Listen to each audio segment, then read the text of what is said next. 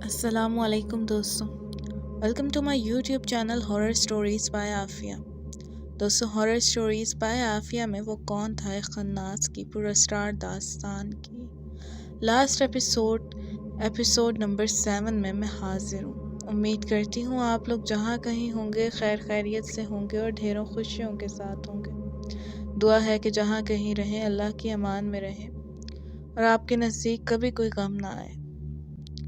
दोस्तों, आइए बढ़ते हैं कहानी की जानिब। लेकिन कहानी की जानिब बढ़ने से पहले अगर तो आप हमारे चैनल पर नए हैं और चैनल को अभी तक सब्सक्राइब नहीं किया तो सबसे पहले चैनल को सब्सक्राइब कर लें और बेल के नोटिफिकेशन को ऑन कर लें ताकि आने वाली नई अपडेट्स आप तक पहुंचती रहें। आइए बढ़ते हैं कहानी के बकिया हिस्से की जानिब और सुनते हैं आगे क्या हुआ। दोनों की नज़र एक साथ झूमते हुए दरख्तों पर पड़ी। एक सफ़ेद सा हेवला इन दरख्तों के दरमियान जैसे तैर रहा था। इनकी नज़र इस हेवले पर ही मरकूज हो गई। वो हेवला तेज़ी से हरकत करने लगा, एक दरख्त से दूसरे से तीसरे तक जाके फिर नज़रों से ओझल हो जाता और फिर किसी दरख्त में दिखाई देता। दोनों की आंखें हेवले के साथ साथ भटकने लगीं और साथ साथ दिल की धड़कनें भी तेज़ होने लगीं। रफ्ता रफ्ता वो हेवला ज़मीन की तरफ बढ़ने लगा, फिर इन दोनों के बिल्कुल सामने आकर ज़मीन में जैसे जज्ब हो गया। अमारा और साहिल की सांसें गले में अटकी हुई थी। साहिल ने अमारा का हाथ पकड़ा, यहाँ से निकलते हैं। इन दोनों ने अभी कदम ही उठाए थे जो कि एकदम से इस जगह से जहाँ से हेवला जज्ब हुआ था सांपों के गुच्छे निकलने लगे। अमारा के हलक से चीख निकली और इन दोनों ने कदम पीछे की तरफ सुकेड़ लिए।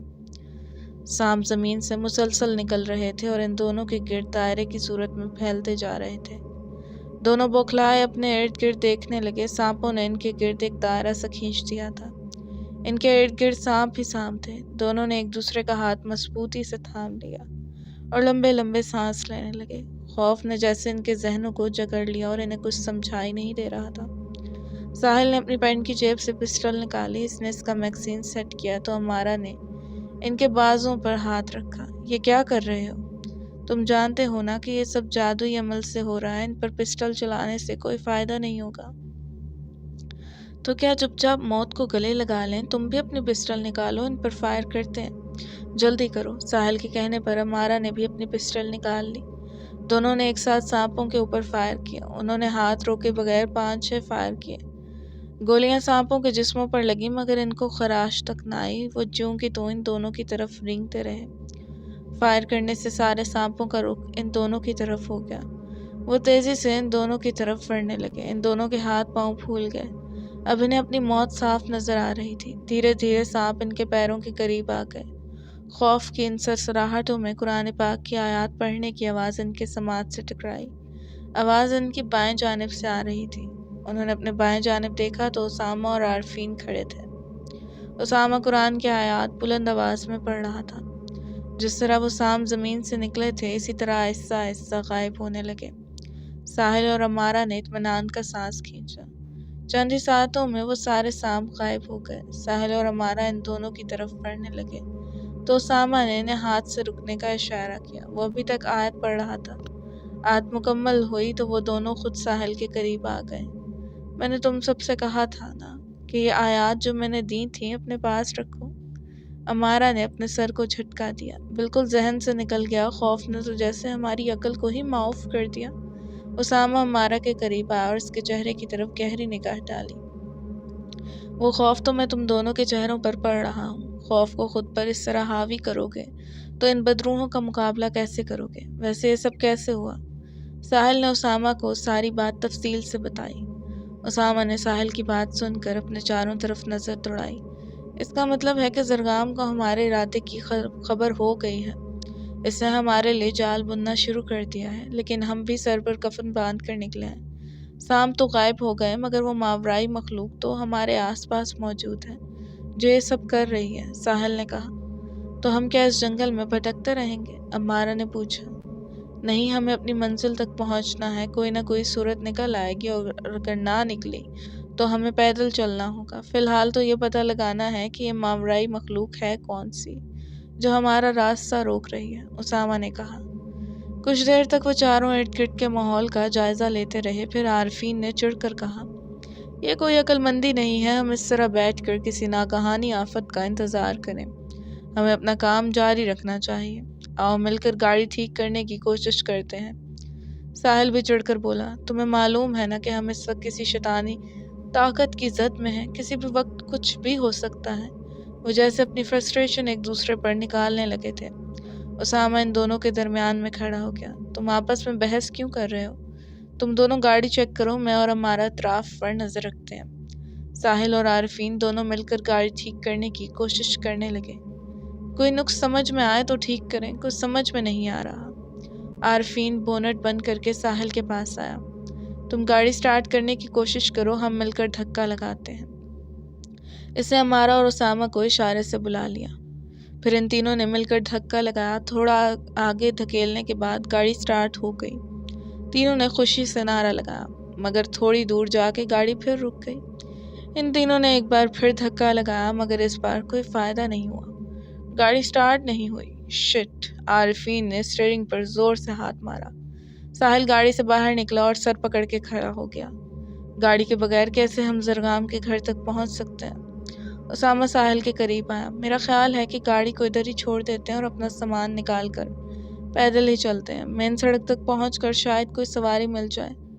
ضرورت کی چیزیں لے لیتے ہیں، باقی سامان گاڑی میں پڑا ہے۔ امارا نے ساحل کی طرف دیکھتے ہوئے اس کی رائے لی۔ ساحل نے اس بات میں سر ہلایا اور پھر اس نے اور عارفین نے گاڑی سے اپنا بیگ نکالا اور اس میں اپنی ضرورت کا سامان چیک کرنے لگے۔ اسامہ نے بھی پھرتی سے اپنا بیگ نکالا، وہ بھی اپنا سامان چیک کرنے لگا۔ امارا نے بھی اپنا ہینڈ بیگ کندھے سے لٹکا لیا۔ اسامہ، عارفین اور ساحل نے اپنی اپنی کمروں سے اپنے بیگ باندھ لیے۔ اسامہ نے گاڑی لاک کی اور وہ سب وہاں سے پیدل نکل پڑے۔ زرگام اپنے خاص عمل سے فارغ ہونے کے بعد ساجد کو پکارتا ہوا لیونگ روم میں آیا۔ ساجد باہر لان میں بیٹھا ہوا تھا۔ اس نے زرگام کی آواز سنی تو وہ دوڑتا ہوا اندر ہو گیا۔ زرگام صوفے پر بیٹھا ہوا تھا۔ وہ زرگام کے قریب عاجزی سے کھڑا ہو گیا۔ صاحب، ناشتہ بنا دوں آپ کے لیے؟ زرگام نے ہاتھ سے نفی کا اشارہ کیا۔ نہیں، آج ناشتے کے لیے من نہیں ہے۔ تم ایسا کرو کہ اورنج جوس لاؤ اور میں اپنے بیڈ روم میں جا رہا ہوں۔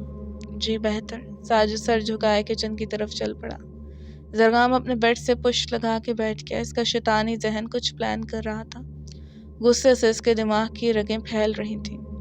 انسانوں کو میں جب چاہوں اپنی شیطانی طاقتوں سے مسل سکتا ہوں، مگر یہ ہمذات قیام میری شیطانی طاقتوں کو للکار سکتا ہے۔ ایک ہمذات کا اعلان جنگ بہت خطرناک ہو سکتا ہے۔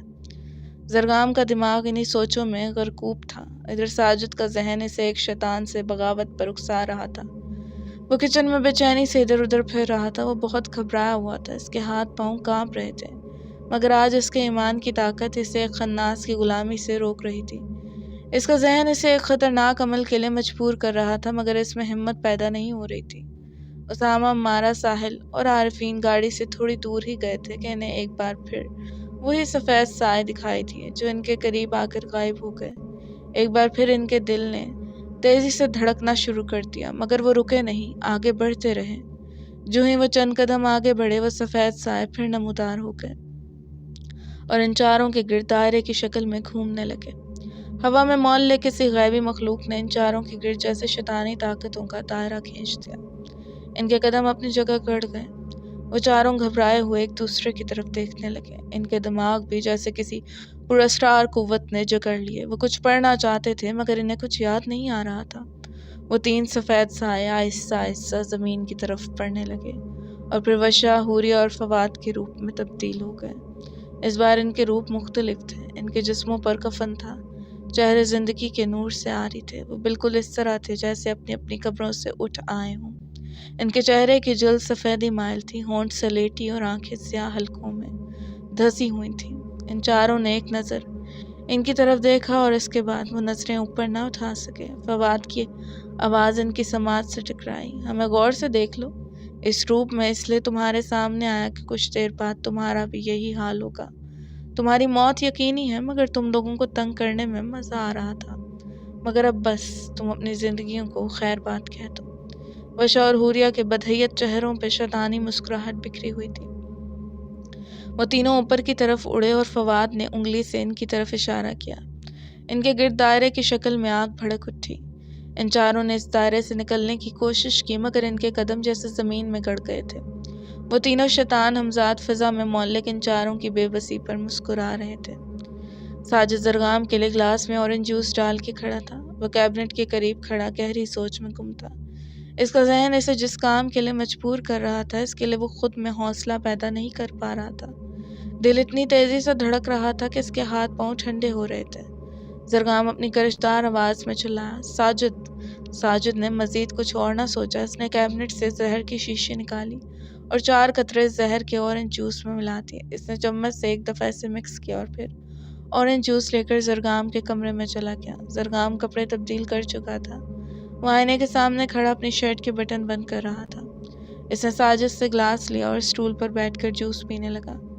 جوس پیتے ہوئے اسے کسی قسم کا برا ذائقہ محسوس نہیں ہوا مگر تھوڑی ہی دیر میں زہر نے اثر کرنا شروع کر دیا۔ زرگام کا گلا چڑھنے لگا۔ وہ اپنا گلا تھام کر اکٹھا سا ہو گیا۔ زہر آہستہ آہستہ اس کی رگوں میں پھیل گیا جس سے اس کے پیٹ میں ایسا درد اٹھا کہ وہ مچھلی کی طرح تڑپتا ہوا اسٹول سے نیچے گر گیا۔ اس نے اپنی دہکتی ہوئی سرخ آنکھوں سے ساجد کی طرف دیکھا۔ ساجد سر جھکائے کھڑا تھا۔ اس کی آنکھوں میں آنسو تھے۔ مارے تکلیف کے زرگام کی زبان گنگ ہو گئی مگر اس کی آنکھیں ساجد سے سوال کر رہی تھیں کہ اس نے ایسا کیوں کیا۔ زہر بہت تیز تھا۔ تھوڑی دیر میں ہی وہ زرگام کے سارے خون میں پھیل گیا۔ زرگام کا چہرہ سیاہ ہو گیا، منہ سے جھاگ نکلنے لگی اور پھر وہ ساجد کی آنکھوں کے سامنے ہی تڑپ تڑپ کے مر گیا۔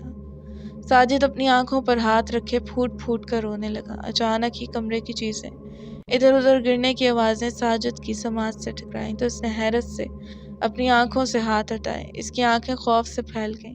اس کی آنکھوں کے سامنے زرگام کھڑا تھا۔ ساجد نے فوراً زمین کی طرف دیکھا۔ زرگام کی لاش جوں کی توں پڑی تھی۔ سامنے کھڑا ہوا بھی زرگام ہی تھا مگر اس کا جسم باطنی اور غیر مرئی تھا اور زندگی سے بھرپور زرگام کی طرح خشاش بشاش تھا۔ ساجد کے پورے جسم سے کپکپی کی لہر دوڑ گئی۔ وہ قاتل بن کر اپنے ہی مقتول کے سامنے کھڑا تھا۔ موت سے پہلے ہی زندگی اس کے ہاتھوں سے چھوٹنے لگی تھی۔ زرگام کے اس باطنی وجود کی آنکھوں میں وہی غصہ تھا جو موت سے کچھ دیر قبل زرگام کی آنکھوں میں تھا۔ اس نے ساجد کی طرف ہاتھ سے اشارہ کیا تو ساجد کا جسم روئی کے گولے کی طرح ہوا میں اڑنے لگا۔ وہ اس کے جسم کو چھت تک لے گیا اور پھر اس نے اپنے ہاتھ کو زور سے جھٹکا دیا۔ اس نے ساجد کو چھت سے زمین پر پٹک دیا۔ کمرے کی زمین ساجد کے لہو میں رنگ ہو گئی۔ وہ بوڑھا کمزور شخص ایک ہی جھٹکے میں لقمہ اجل ہو گیا۔ وہ ہوائی جسم جو انتہائی طیش میں تھا ڈریسنگ ٹیبل کے شیشے کی طرف بڑھا اور اس نے چکنا چور کر کے غائب ہو گیا۔ اسامہ، عمارہ، ساحل اور عارفین بری طرح آگ کی لپیٹ میں آ چکے تھے۔ اب ان کے جسموں کا آگ سے فاصلہ معمولی رہ گیا تھا۔ حوریہ اور وشا ان کو دینے والی اذیتوں پر ہنس رہے تھے۔ ایک ہی ساتھ میں نہ جانے ایسا کیا ہوا وہ تینوں غائب ہو گئے اور آگ بھی خود بخود بجھ گئی۔ ان چاروں نے تشکر آمیز نگاہوں سے آسمان کی طرف دیکھا۔ اس اچانک تبدیلی کا کچھ بھی مطلب ہو سکتا ہے، ہمیں اپنی گاڑی بھی چیک کرنی چاہیے، اسامہ نے کہا۔ مشکل ہے کہ گاڑی سٹارٹ ہو مگر تم تسلی کر لو، ساحل نے بے دلی سے کہا۔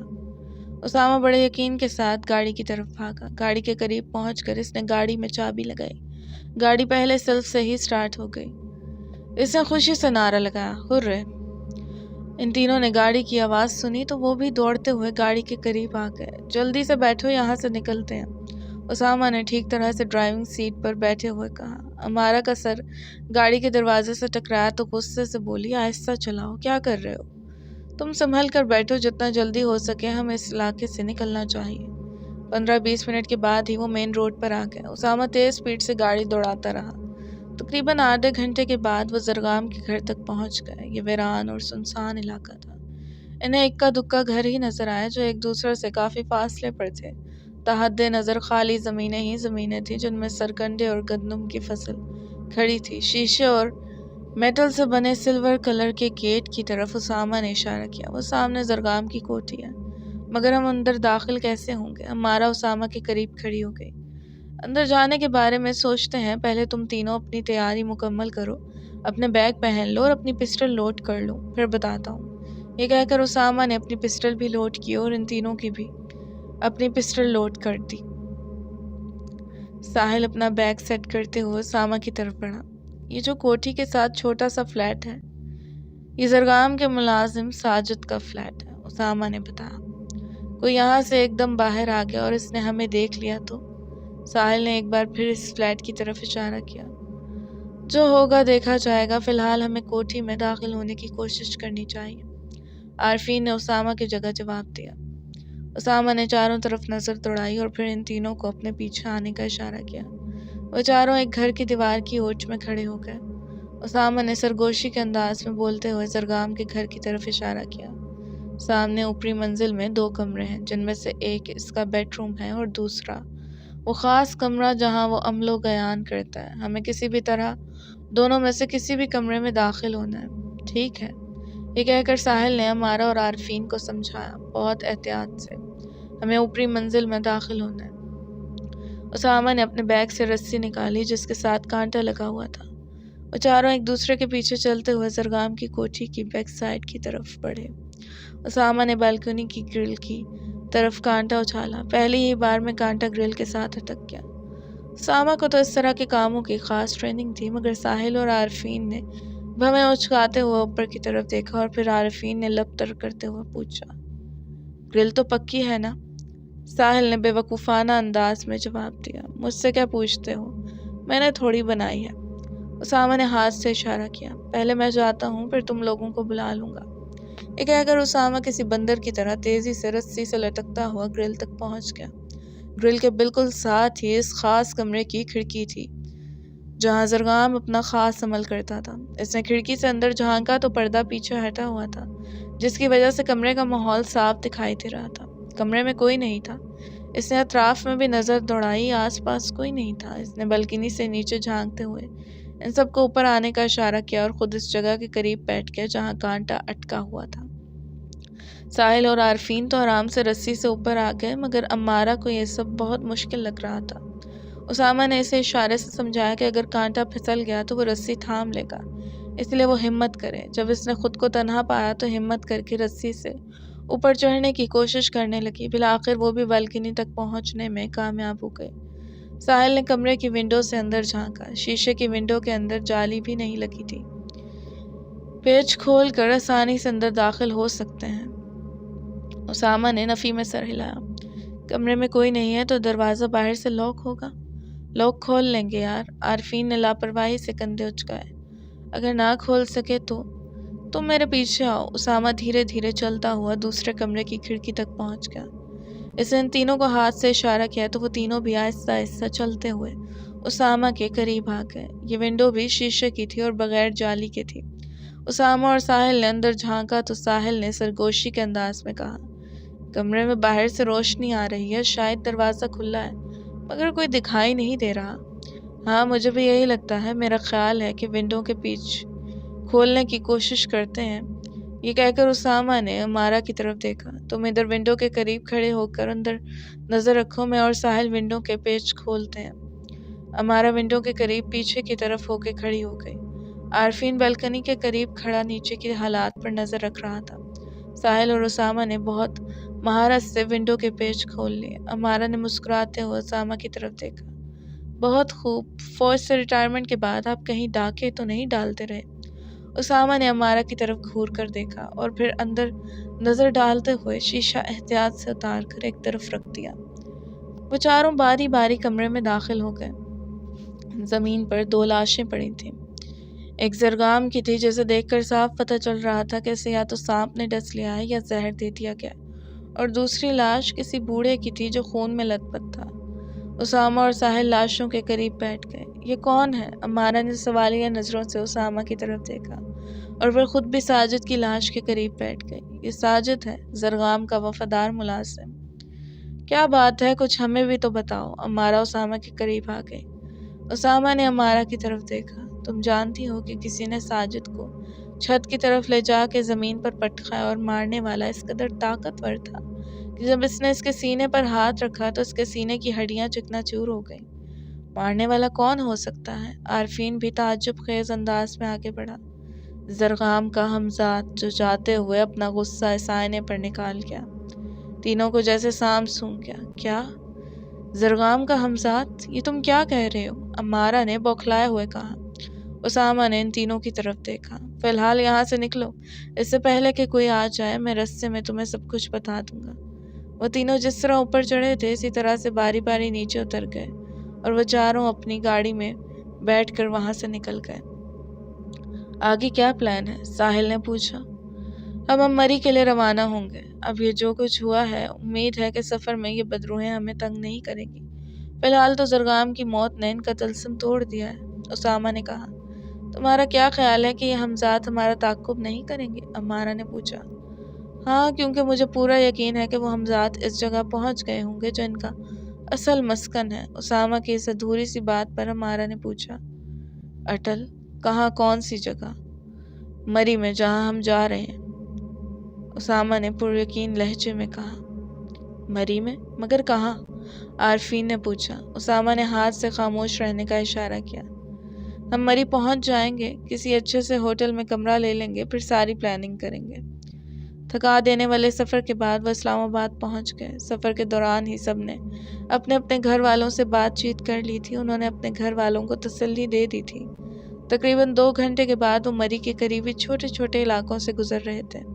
عارفین نے چھتر پارک کا بورڈ پڑھا تو اس نے اسامہ سے پوچھا، مری کا کتنا فاصلہ رہ گیا ہے؟ یوں سمجھ لو کہ ہم مری پہنچ گئے ہیں، یہاں سے مری کا بس تھوڑا ہی فاصلہ ہے، اسامہ نے جواب دیا۔ ساحل جو ڈرائیونگ کر رہا تھا، اس کا دھیان سامنے کی طرف ہی تھا۔ اس نے اسامہ کی طرف دیکھا جو اس کے ساتھ ہی بیٹھا تھا۔ میری معلومات کے مطابق یونیورسٹی کی بس میں جو حادثہ ہوا تھا وہ پیٹراکس کے علاقے میں ہوا تھا، جو چھتر پارک سے تھوڑے سے فاصلے پر ہے۔ ہاں، ہم پیٹراکس میں ہی ٹھہریں گے، اسامہ نے جواب دیا۔ تھوڑی ہی دیر کے بعد پیٹراکس کا بورڈ دکھائی دینے لگا۔ پیٹراکس کا علاقہ شروع ہوتے ہی اسامہ سڑک کے دونوں اطراف دیکھنے لگا۔ تم کیا ڈھونڈ رہے ہو؟ امارہ نے پوچھا۔ دیکھ رہا ہوں کہ کوئی ہوٹل یا فلیٹ نظر آ جائے۔ ہوٹلز کے لیے جگہ ٹھیک نہیں ہے، ساحل نے کہا۔ بات اچھے یا برے کی نہیں ہے، ہمیں اس جگہ کام ہے، یہیں ٹھہر جائیں تو کافی آسانی ہو جائے گی۔ اسامہ، ادھر فلیٹس ہیں، امارہ نے اپنی کھڑکی سے باہر جھانکتے ہوئے کہا۔ اسامہ نے بھی اس طرف نظر دوڑائی۔ ہاں، فلیٹس تو ٹھیک لگ رہے ہیں، پتہ کرتے ہیں۔ ساحل نے مناسب سی جگہ پر گاڑی پارک کی۔ تم لوگ گاڑی میں ہی رہو، میں پتہ کر کے آتا ہوں۔ ساحل نے مناسب سی جگہ پر گاڑی پارک کی۔ تم لوگ گاڑی میں ہی رہو، میں پتہ کر کے آتا ہوں، اسامہ نے گاڑی سے اترتے ہوئے کہا۔ تھوڑی دیر کے بعد اسامہ گاڑی کی طرف آیا۔ سامان نکال لو، ایک فلیٹ مل گیا ہے۔ ان سب نے گاڑی سے اپنا سامان نکالا اور فلیٹ کی طرف بڑھے۔ اسامہ کے ہاتھ میں فلیٹ کی چابی تھی۔ اس نے فلیٹ کا دروازہ کھولا اور سب اندر داخل ہو گئے۔ انہوں نے کمرے کی طرف سامان رکھا اور تھکاوٹ سے قالین پر ہی ڈھیر ہو گئے۔ اسامہ پورے فلیٹ کا جائزہ لے کر آیا۔ چھوٹا سا فلیٹ 2 کمروں، ایک باتھ اور ایک کچن پر مشتمل ہے۔ ایک کمرے میں ہم تینوں ٹھہر جائیں گے اور ایک کمرہ امارہ کو دے دیں گے۔ یہ کہہ کر اسامہ بھی ان کے ساتھ قالین پر بیٹھ گیا۔ عارفین اور ساحل نے صوفے کی گدیاں اٹھائیں اور اپنے سر کے نیچے رکھ لیں۔ تھکاوٹ کے باعث کب ان سب کی آنکھ لگ گئی انہیں پتہ ہی نہ چلا۔ سارا سامان بھی کمرے میں بے ترتیب گرا پڑا تھا۔ سب گہری نیند سوئے ہوئے تھے۔ بیل کی آواز سے امارہ کی آنکھ کھلی تو اس نے بے خوابی کی حالت میں ادھر ادھر دیکھا۔ کارنر ٹیبل پر ریڈ کلر کا PT سیل سیٹ پڑا تھا جس کی بیل بج رہی تھی۔ وہ ڈھیلی ڈھیلی چال سے چلتی ہوئی فون تک پہنچی۔ اس نے فون ریسیو کیا۔ ریسیپشن سے مینیجر بات کر رہا تھا۔ میڈم، آپ نے کچھ کھانے کا آرڈر دینا ہو یا چائے منگوانی ہو تو بتا دیں۔ امارہ نے اپنی کلائی پر بندھی گھڑی کی طرف دیکھا۔ شام کے 5 بج رہے تھے۔ آپ ایسا کریں کہ مینیو بھیج دیں، میں آرڈر دے دوں گی۔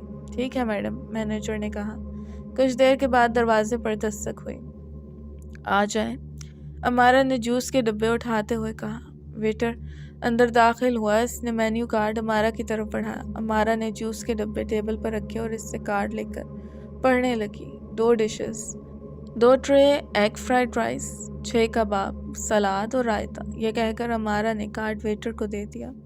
ویٹر کے جانے کے بعد امارہ نے جوس کے ڈبے اٹھائے اور فریج میں رکھ دیے۔ سارا سامان سیٹ کرنے کے بعد امارہ اسامہ کے پاس آئی۔ اس نے اس کے شانے پر ہاتھ رکھ کے ہلایا۔ اسامہ، اس نے معمولی سی جھرجھری لی اور پھر سو گیا۔ امارہ نے اسے زور سے جھٹکا دیا۔ اٹھو بھائی، کیا ہو گیا ہے؟ اس بار اس کی آنکھیں کھل گئیں۔ کیا ہو گیا ہے؟ کیوں اتنا ظلم ڈھا رہی ہو؟ 5 بج رہے ہیں۔ امارہ کی زوردار آواز پر اسامہ اٹھ کے بیٹھ گیا۔ اتنا وقت ہو گیا ہے؟ اب تم ان دونوں کو بھی اٹھاؤ، میں نے کھانے کا آرڈر دے دیا ہے، تم سب اٹھ کے فریش ہو جاؤ۔ یہ کہہ کر امارہ اٹھ گئی۔ اسامہ نے ساحل اور عارفین کو بھی اٹھایا اور وہ تینوں ہاتھ منہ دھو کے فریش ہو گئے۔ تھوڑی دیر کے بعد ویٹر کھانا لے کر آ گیا۔ امارہ نے اس کے ساتھ مل کر ٹیبل پر کھانا لگایا۔ کھانے کے ساتھ ویٹر نے کولڈ ڈرنکس بھی رکھ دی۔ میڈم کسی اور چیز کی ضرورت ہو تو فون پر بتا دیجیے گا، یہ کہہ کر ویٹر چلا گیا۔ سب جلدی سے آ کر کرسیوں پر بیٹھ گئے اور کھانا کھانے لگے۔ کھانا ختم کرنے کے بعد اسامہ نے ویٹر کو بلایا کہ برتن لے جائے اور ساتھ چائے کا آرڈر بھی دے دیا۔ ویٹر ٹرالی لے کر آیا تو امارہ نے برتن سمیٹ کر ٹرالی میں رکھ دیا۔ ویٹر نے ٹیبل صاف کیا اور پھر برتن لے گیا۔ امارہ نے تینوں کو چائے سرو کی۔ امارہ نے اسامہ کی طرف دیکھا۔ ہم پیٹروکس کے کس علاقے میں ٹھہریں گے؟ مری تو اس سے کافی دور ہے۔ نہیں، مری اس سے زیادہ دور نہیں، بس چند کلومیٹر کا فاصلہ ہے، اسامہ نے چائے کا سپ لیتے ہوئے کہا۔ تمہاری انفارمیشن کے مطابق ان چاروں نے پیٹروکس کے کس علاقے میں پہاڑ سے چھلانگ لگائی تھی؟ ان پر پرخطر پہاڑوں میں ہم ان کا سراغ کیسے لگائیں گے؟ ہمیں کیسے معلوم ہوگا کہ کالا جادو کرنے کے لیے انہوں نے کس جگہ کا انتخاب کیا ہوگا؟ میں سب جانتا ہوں، اسامہ نے پراعتماد لہجے میں کہا۔ آخر امارہ سوال کے بغیر نہ رہ سکی۔ تم اتنا سب کیسے جانتے ہو؟ امارہ کے سوال پر اسامہ تب گیا۔ وہ جھٹکے سے اٹھا تو چائے کا کپ الٹ گیا۔ گرم چائے اس کے ہاتھ پر گر گئی۔ امارہ جلدی سے ٹیشو لے کر اس کا ہاتھ صاف کرنے لگی تو اس نے ہاتھ پیچھے سے کیڑ لیا۔ اس نے امارہ کو شانوں سے پکڑا اور اپنی دہکتی آنکھیں اس کے چہرے پر گاڑ دی۔ میں تو تمہیں اس سے بھی زیادہ حیران کرنے والا ہوں۔ میں تو یہ بھی جانتا ہوں کہ وہ سب کتنی بار روئے تھے اور کتنی بار ہنسے تھے جب زندگی ان سے دامن چھڑا رہی تھی، تو وہ کتنا تڑپے تھے۔ ان کی آخری چیخیں تک میری سماعت میں گونج رہی ہیں۔ اسامہ کی آنکھوں کا کلر بدل چکا تھا، اس کی آنکھیں نیلی ہو گئی تھیں۔ امارہ پھٹی پھٹی آنکھوں سے اس کی طرف دیکھ رہی تھی۔ اس نے پلکیں جھپائے بغیر پوچھا، تم ہو کون؟ اسامہ خاموشی سے امارہ کی طرف دیکھتا رہا، پھر اس نے اس کے شانوں سے ہاتھ ہٹا لیا اور دوسرے کمرے میں چلا گیا۔ امارہ کی آنکھوں میں آنسو آ گئے تھے۔ اسامہ کو اندازہ ہی نہ ہوا تھا کہ اس نے کتنی سختی سے امارہ کو شانوں سے پکڑا تھا۔ ساحل اور عارفین امارہ کے قریب بیٹھ گئے۔ تم جانتی ہو کہ اسامہ نے مشن پر آنے سے پہلے یہ بات ہم سب سے کہی تھی کہ اس سے کوئی سوال نہ کیا جائے، ساحل نے امارہ سے کہا تو عارفین نے منہ بسوڑتے ہوئے ساحل کی طرف دیکھا۔ چھوڑو یار، تم اس کی حمایت مت کرو، لڑکیوں سے بات کرنے کا کوئی طریقہ ہوتا ہے، اسے امارہ سے اس انداز میں بات نہیں کرنی چاہیے تھی۔ پلیز تم لوگ آپس میں بحث مت کرو، یہ کہہ کر امارہ اپنی جگہ سے اٹھی اور باہر بالکنی میں جا کر کھڑی ہو گئی۔ اسامہ نے کھڑکی سے باہر جھانکا۔ امارہ بالکنی میں کھڑی تھی۔ وہ کمرے سے باہر بالکنی میں چلا گیا۔ امارہ گرل کے پاس کھڑی تھی جس کے ساتھ ساتھ خوبصورت سی بار لگی تھی۔ اسامہ اس کے قریب کھڑا ہو گیا۔ اسامہ کو قریب دیکھ کر امارہ وہاں سے جانے لگی تو اسامہ اس کے سامنے کھڑا ہو گیا۔ سوری، آگے سے ہٹ جاؤ، مجھے تم سے کوئی بات نہیں کرنی، امارہ غصے سے بولی۔ مگر مجھے تو بات کرنی ہے، مجھے تمہاری بات نہیں سننی، امارہ جھٹکے سے پاؤں رکھتے ہوئے وہاں سے چلی گئی۔ اسامہ بالکنی میں کھڑا رہا۔ فلیٹ کے باہر چھوٹا سا لان تھا۔ اس نے دیکھا کہ امارہ لان میں ٹہل رہی ہے۔ اسامہ بھی اس کے پیچھے پیچھے لان کی طرف چل پڑا۔ امارہ نے اسے آتے ہوئے دیکھا تو منہ بنا کر بینچ پر بیٹھ گئی۔ اسامہ بھی امارہ کی طرح سنجیدہ ہو گیا۔ تم نے مجھے معاف نہیں کرنا تو نہ کرو، مگر میں نے کبھی بھی عورت کو مرد سے کمتر نہیں سمجھا۔ انسان اپنی خصوصیات کی وجہ سے پہچانا چاہتا ہے، چاہے مرد ہو یا عورت۔ اسی دوران میں ساحل بھی ان کے پاس آ گیا۔ امارہ اپنی جگہ سے اٹھ کر جانے لگی تو اسامہ نے اسے ایک بار پھر پکارا، پلیز امارہ، میں سوری کہہ رہا ہوں نا۔ اس بار ساحل نے امارہ کا راستہ روک دیا۔ امارہ، ہم یہاں لڑنے کے لیے نہیں آئے، ایک خاص مشن پورا کرنے آئے ہیں، ایسا مشن جس میں ہم نے زندگی کا جوا کھیلنا ہے۔ ہم میں سے کون لقمہ اجل ہو جائے گا یہ ہم نہیں جانتے۔ امارہ نے اسامہ کی طرف دیکھا جو بینچ پر بیٹھا ہوا تھا۔ ٹھیک ہے، ایک شرط پر معاف کروں گی کہ تم اس طرح کسی سے سوال پوچھنے پر بھڑکو گے نہیں۔ تھوڑی دیر کے بعد امارہ وہاں سے چلی گئی۔ ساحل اسامہ کے قریب آیا، کیا پروگرام ہے؟ ہمارا خیال ہے کہ ہمیں نکلنا چاہیے، پہلے ہی ہمارا بہت سا وقت برباد ہو گیا، اسامہ نے کہا، اور پھر وہ دونوں اندر فلیٹ میں چلے گئے۔ وہ دونوں کمرے میں داخل ہوئے تو عارفین اور امارہ اپنے اپنے بیگ میں کچھ چیزیں رکھ رہے تھے۔ اسامہ نے ان دونوں کی طرف دیکھا، اچھی بات ہے، تیاری کر لو، ہم بس 10-15 منٹ کے بعد نکلتے ہیں۔ سب نے اسامہ کی ہدایات پر عمل کرتے ہوئے پیکنگ کی۔ تقریباً 15 منٹ کے بعد وہ سب وہاں سے نکل گئے۔ چند کلومیٹر کے بعد ہی دیو ہیکل پہاڑ دکھائی دینے لگے۔ جس کے ساتھ ہی گہری خطرناک کھائیوں کا سلسلہ شروع ہو گیا۔ تھوڑا سا آگے جانے کے بعد اسامہ نے ساحل سے گاڑی روکنے کو کہا۔ ساحل نے سڑک سے اترتے ہوئے ایک گھنے درخت کے قریب کچی جگہ پر گاڑی پارک کی۔ وہ سب گاڑی سے باہر نکل آئے۔ اسامہ درخت کے قریب کھڑا ہو گیا۔ یہی وہ جگہ ہے جہاں ان 4 لڑکے لڑکیوں نے کالج کی بس سے چھلانگ لگائی تھی۔ یہ تو بہت گہری اور خطرناک کھائیاں ہیں۔ ان سب نے کس طرح چھلانگ لگا دی؟ اس طرح چھلانگ لگانے کے بعد کسی کے زندہ رہنے کا سوال ہی پیدا نہیں ہوتا۔ وہ چاروں زندہ رہے اور انہوں نے ایک کھنڈر نما ریسٹ ہاؤس میں پناہ لیا اور ناپاک سفلی عمل بھی کیے۔ مگر کیسے؟ یہاں نیچے تو کوئی راستہ دکھائی نہیں دے رہا، ساحل نے حیرت میں ڈوبے ہوئے لہجے میں پوچھا۔ اسامہ نے انگلی سے نیچے کھائی کی طرف اشارہ کیا۔ تم وہ پہاڑ نہیں دیکھ رہے؟ اور ساتھ ہی لمبے لمبے چیڑ کے درخت۔ بے شک انہوں نے چھلانگ مار کے زندگی اور موت کا جوا کھیلا تھا، مگر تقدیر نے ان کا ساتھ دیا اور وہ لقمہ اجل نہیں ہوئے۔ وہ کسی پہاڑ پر اٹک گئے ہوں گے یا کسی درخت سے لٹک گئے ہوں گے، لیکن یہ بات طے ہے کہ وہ چاروں پہاڑوں کی غاروں کے ذریعے اس ریسٹ ہاؤس تک پہنچے۔ عارفین نے خوف سے کندھے اچکائے۔ ہمیں بھی کیا ان غاروں کے ذریعے ریسٹ ہاؤس تک پہنچنا ہوگا؟ ہاں، ہم ان غاروں کے ذریعے ہی اس پراسرار ریسٹ ہاؤس تک پہنچیں گے، لیکن ہم ان چاروں کی طرح یہاں سے چھلانگ نہیں ماریں گے۔ تھوڑا سا آگے جا کے نیچے جانے کا پیدل راستہ ہے۔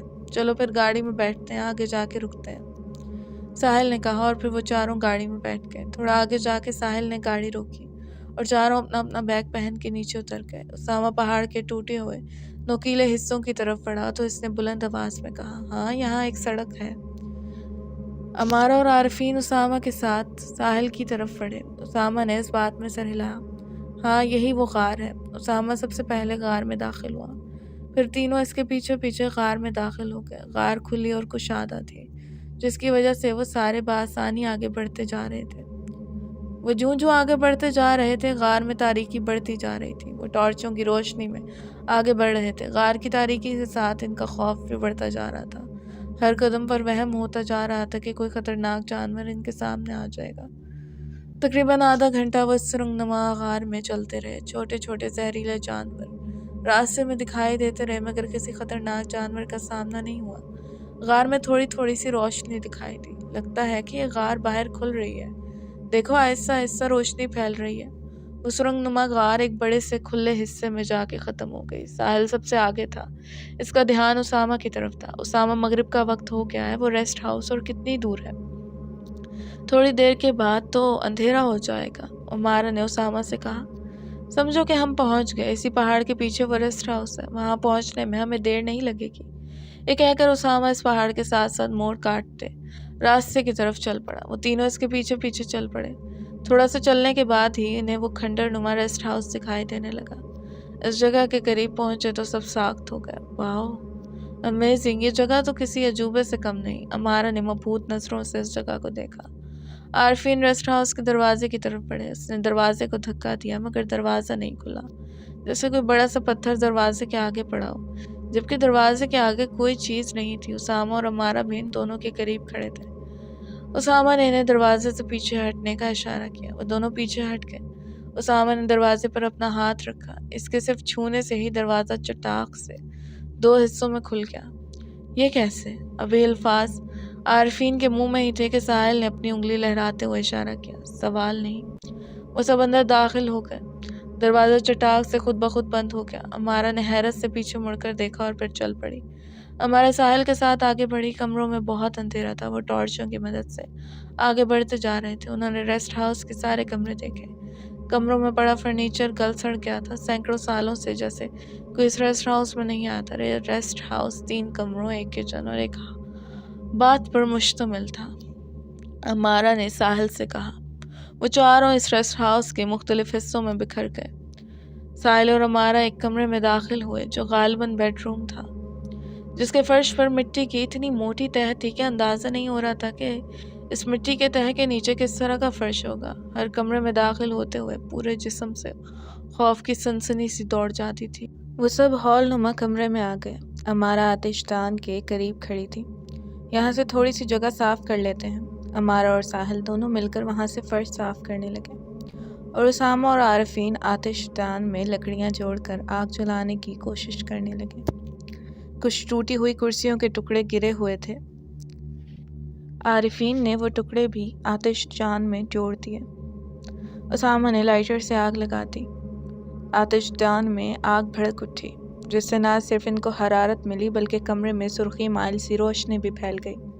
थोड़ा सा हिस्सा साफ करने के बाद वो चारों सर्दी से ठिठुरते हुए आतिशदान के करीब बैठ गए। अमारा ने अपनी कमर से बैग उतारा और इसमें से पानी की बोतल निकाली। आरिफीन ने अपने कंधे सुकेड़ते हुए अमारा की तरफ देखा।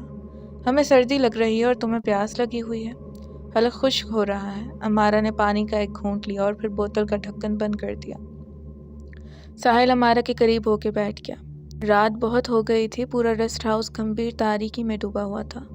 इस पुरसुकून खामोशी में भयानक राज पन्हा थे। हवा भी जैसे साजिश में शामिल हो गई थी और घने दरख्तों के झुंड भी जिनमें कुछ था और इसके पत्तों में मामूली लर्जिश तक न थी। धीरे धीरे शैतानी कुव्वतें जैसे इस रेस्ट हाउस को अपनी लपेट में ले रही थीं। अमारा ने अपने बैग से एक प्लास्टिक का डब्बा निकाला। इसने डब्बा खोला तो इसमें 6 शौरमे रोल थे। इसने वो रोल अपने तीनों साथियों को दिए। हमने तो खाने का कुछ और सामान रखा था, ये शौरमे कहाँ से आ गए? साहिल ने शौरमा लेते हुए कहा। अमारा भी अपना शौरमा लेकर आलती पालती मार कर बैठ गई। मैंने ये होटल से ले लिए थे, मेरा ख्याल था ये खाने की कमी पूरी कर देंगे। उसामा ने इसका लुकमा लिया। Very tasty. ये अच्छा किया तुमने। चारों मज़े ले लेके शौरमा खाने लगे। दायरे में बैठने के बाद इन्हें अजीब सा इत्मीनान था। उसामा ने मुस्कुराते हुए अमारा की तरफ देखा। वैसे तुम्हारे साथ होने से ये फ़ायदा तो है कि ढंग से कुछ खाने को मिल जाता है। एक बात तो बताओ। क्या? अमारा ने लापरवाही से कहा। उसामा इसके थोड़ा करीब होके बैठ गया। तुम अब तो मुझसे नाराज़ नहीं? अमारा के लबों पर मुस्कुराहट बिखर गई। इसने शौरमा खाते हुए तिरछी नज़रों से उसामा को देखा। मैं ये नहीं कहूँगी कि तुमसे नाराज़ नहीं हूँ, क्योंकि तुमने अपनी हरकतों से बाज नहीं आना और फिर दोबारा ऐसी वैसी बात कहनी है। उसामा ने अपना शौरमा थामे हुए हाथ की तरफ देखा। मेरा दूसरा हाथ नहीं है, वरना मैं कान ज़रूर पकड़ता। अमारा की हंसी छूट गई। इसने अपनायत से उसामा की तरफ देखा। थोड़े पेचीदा हो मगर इंसान अच्छे हो। उसामा अपनी आंखें बंद करके खोली। शुक्रिया। खाने से फारिग होकर वो चारों कुछ न कुछ पढ़ने लगे। कोई सूरह यासीन तो कोई चारों कुल। इन्हें मुसीबत की इस घड़ी में अपने रब का ही सहारा था। अमारा, साहिल और आरिफीन की आंख लग गई। उसामा ने एक नज़र इन तीनों पर डाली जो गहरी नींद सो गए थे। इसने एक गहरी सांस भरी और इट गिट नज़र दौड़ाई। इसकी पूरी कोशिश थी कि वो जागता रहे। वो थोड़ी देर ही इस कोशिश में कामयाब रहा। बिलाखिर इसका थका हुआ जिस्म हार गया और वो धड़ाम से ज़मीन पर गिरकर सो गया। तलुए आफ्ताब की मंचली शुआएं जब इनके साथ अटकलियाँ करने लगीं तो अमारा की आंख खुल गई। बाकी तीनों गहरी नींद सो रहे थे। इसने खुद को संभालते हुए धीरे धीरे चारों तरफ नज़र दौड़ाई। इसकी आंखें अजीब नज़ारा देख रही थीं। सब कुछ बदल चुका था। रातों रात किसी ने इस कमरे को चमका दिया था। इसे यूं लग रहा था कि वो माजी में पहुंच गई है, जब रेस्ट हाउस नया नया तामीर हुआ होगा। इसने साहिल को झंझोड़ा। साहिल उठो। इसकी आवाज़ से साहिल के साथ आरिफीन और उसामा भी उठ गए। इसने पहले कि अमारा इन्हें कुछ बताती इनकी हालत भी अमारा जैसी होगी। वो भी मबहूत नज़रों से कमरे की चीज़ें तकते ही रह गए। रेस्ट हाउस का बाकी हिस्सा देखते हैं, साहिल ने कहा। वो चारों रेस्ट हाउस के मुख्तलिफ कमरों में बिखर गए। हर कमरे का नक्शा बदला हुआ था। फर्शों से लेकर डेकोरेशन पीस तक हर चीज़ चमक रही थी। सहन का नज़ारा तो बहुत खूबसूरत था। पथरीली ज़मीन वाली खाली कियारियों में खूबसूरत पौधे लगे हुए थे, जिनके इर्द गिर्द बहुत नफासत से बाड़ लगाई गई थी। इन क्यारियों में गुलाब के पौधे ज़्यादा थे, जिन पर सुर्ख गुलाबी और सफ़ेद गुलाब के फूल खिले हुए थे। वो चारों सहन में खड़े थे। इस खूबसूरती से मसरूर होने के बजाय वो खौफज़दा थे। साहिल उल्टे कदमों से पीछे हटने लगा। कोई एक रात में ये सब कैसे कर सकता है? मुझे तो यूं लग रहा है जैसे सैकड़ों साल पहले फोत होने वाले लोग भी हमें यहाँ चलते फिरते दिखाई देंगे। हमारा कमरे में दाखिल होने के बाद किचन में दाखिल हुई। हमारा खौफनाक अंदाज में चीखी तो वो तीनों किचन की तरफ भागे। वो किचन में पहुंचे तो हमारा ने सामने दीवार की तरफ इशारा किया। ताज़े चिपचिपाते खून से दीवार पर लिखा था, तिलस्माती और सनसनाती दुनिया में खुश आमदीद। दीवार के करीब ही मेज़ पर गरम गरम नाश्ता सजा हुआ था। वो सब जैसे सुन हो गए। सहमी सहमी नज़रों से इन चारों ने एक दूसरे की तरफ देखा। ये सब क्या है उसामा? हमारा ने पूछा। उसामा ने बुलंद आवाज़ में कहा, यह हमजाद की मौजूदगी का ऐलान है, मगर हम वो सब नहीं करेंगे जो फवाद और इसके दोस्तों ने किया। हम ऐलाने जंग करेंगे। ये कहकर उसामा ने अपने बैग से खंजर निकाला और अमारा की तरफ बढ़ाया। یہ خنجر پکڑو اور میرے بازو پر کٹ لگاؤ۔ امارا نے خنجر نہیں پکڑا۔ یہ مجھ سے نہیں ہوگا۔ اسامہ ساحل کی طرف بڑھا۔ تم کٹ لگاؤ۔ ساحل نے نفی کے انداز میں سر ہلایا تو اسامہ بھڑک کے بولا، جو میں کہتا ہوں کرو۔ ساحل نے اس کے بازو پر کٹ لگا دیا۔ اس کے زخم سے خون رسنے لگا۔ اس نے ایک میز پر خون کے قطرے گرائے اور پھر اس سے اپنی انگلی اپنے خون پر رکھی اور دیوار پر گندا پراسرار تحریر کا جواب لکھنے لگا۔